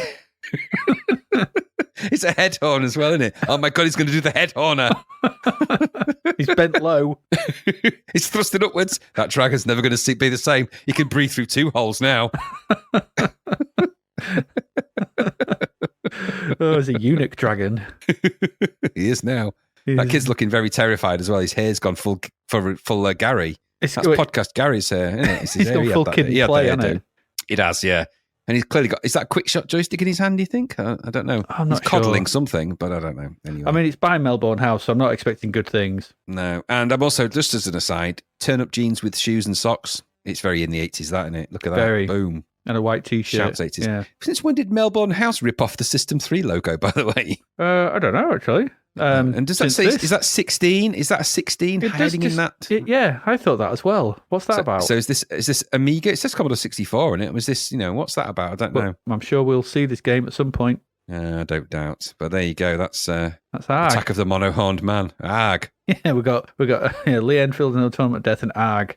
A nice way to end this triple month off with a couple of crap burts there. We've got the charts. let's do some charts, shall we?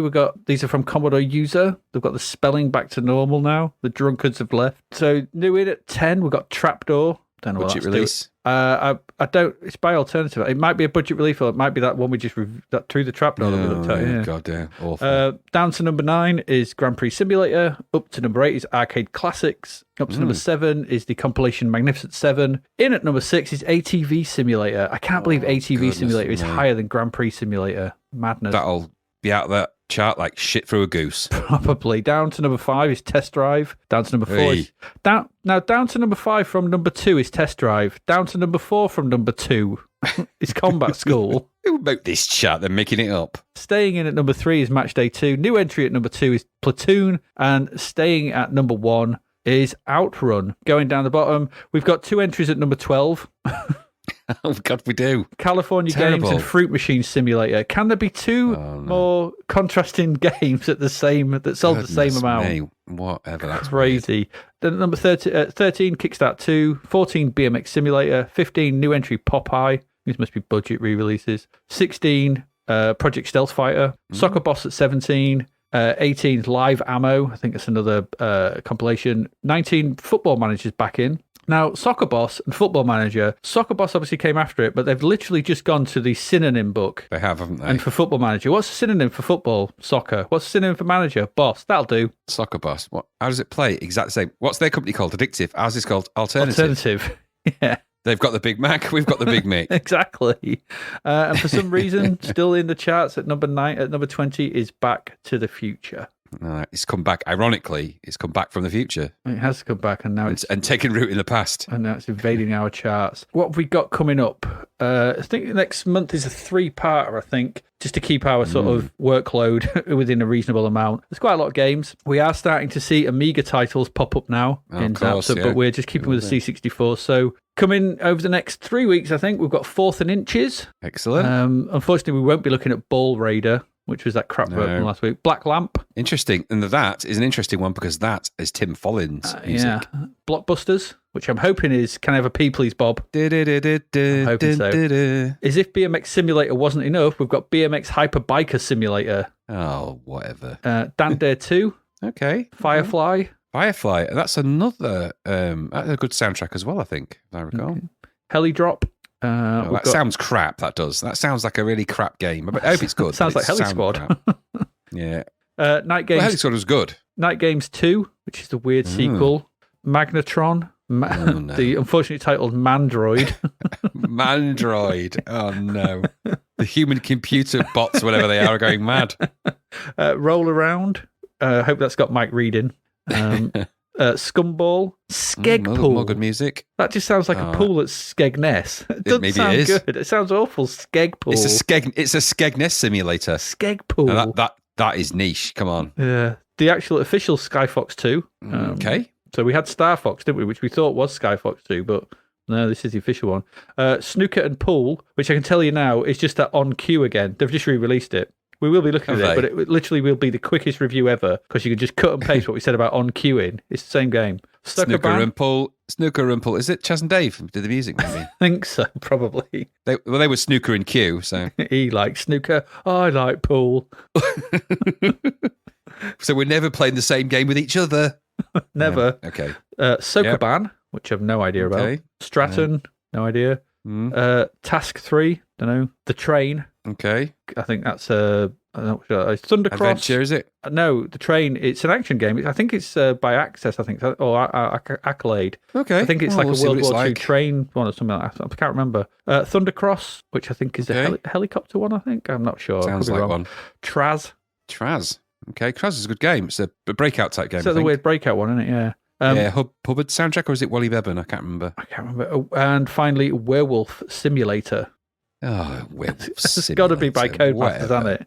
But it has to be. It has to be. Yeah, has to be. Yeah, you missed one out. You missed Strike Fleet out. Oh, is that an adventure? Sorry, I did miss out Strike Fleet. Sorry, Strike Fleet. That could, it could be in a strategy one. I'm not sure. Yeah, it sounds like it might be. Sounds like it probably is. And yeah, so that's it. That's coming up over the next 3 episodes. So we'll cover April over 3. That's a lot of games we've played over the last 12 episodes. 101. It is. I feel drained by some of them. It's a whole bunch of games right there. It really is. I don't think I've got anything much more to add. Have you got anything you wish to add before we... No, my final thought really is, it's the kind of, I suppose it's kind of the final thought about March. Are there any picks of the episode for this episode? I don't know. I think the budget games have been really ruling the roost for me recently out of all of these. Absolutely. So Code Hunter, a real highlight in this. BMX Kidz was pretty good too. It'd be Code Hunter for me. Yeah, easily the best out of this bunch of crazy and shocking revelations that we've had. Games that are unfinished and released, and really high caliber licenses like Predator and Rastan Saga, unforgivable. There's been so many game mistakes made in these last 101 games just for this month. Just for this last sort of period of time, so since Christmas, really, isn't it? The 101. Yeah. Or is that just for? Yeah. So there's been 101 January, games. February, March. Yeah.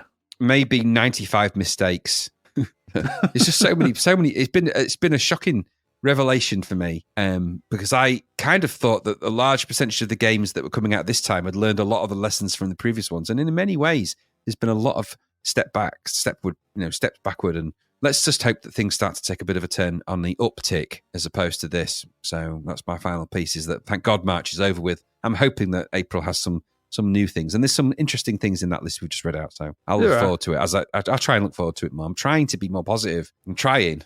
They're proving that, I know we play these games so people don't have to, and that's fair enough. I'm trying really hard. I think sometimes there's a perception that we just hate on every game that we come across, and that's not true. Games are good, we call them out for being good, and we do. But I can tell you, we play every game here, and most of these games are really struggling to even, things like Droid Dreams. These are just rip-offs. They're awful. We're not calling them out because we hate on every game. These are just bad games. Yep. And it's worth remembering that, I think, because, again, part of the remit of this is that we do play every single one, and that's an important thing to note. I just don't want people thinking, God, they just hate every game. We don't. We just hate most of them. That was what we wrote. Our very first line when we wrote what to describe this podcast was, what was it? A lot of games come up with the Commodore 64. Not all of them are good. Not all of them were good. Yeah, and we were right about that. We were right. We've been proved right before we went into them all. It's funny how I'm starting to see the expertise of the system fall into the hands of a very few. There's lots of crappy coders and crappy graphics. There's a very small amount of really elite graphic guys, musicians, coders.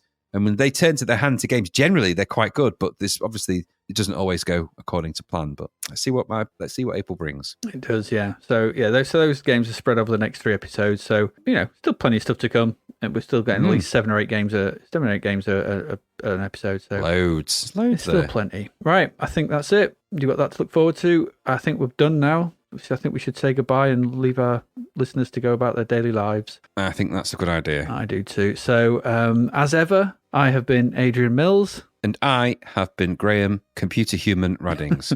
And you have been listening to and we will see you again next week. Goodbye. Oh dear. Such a good noise. Such a good noise.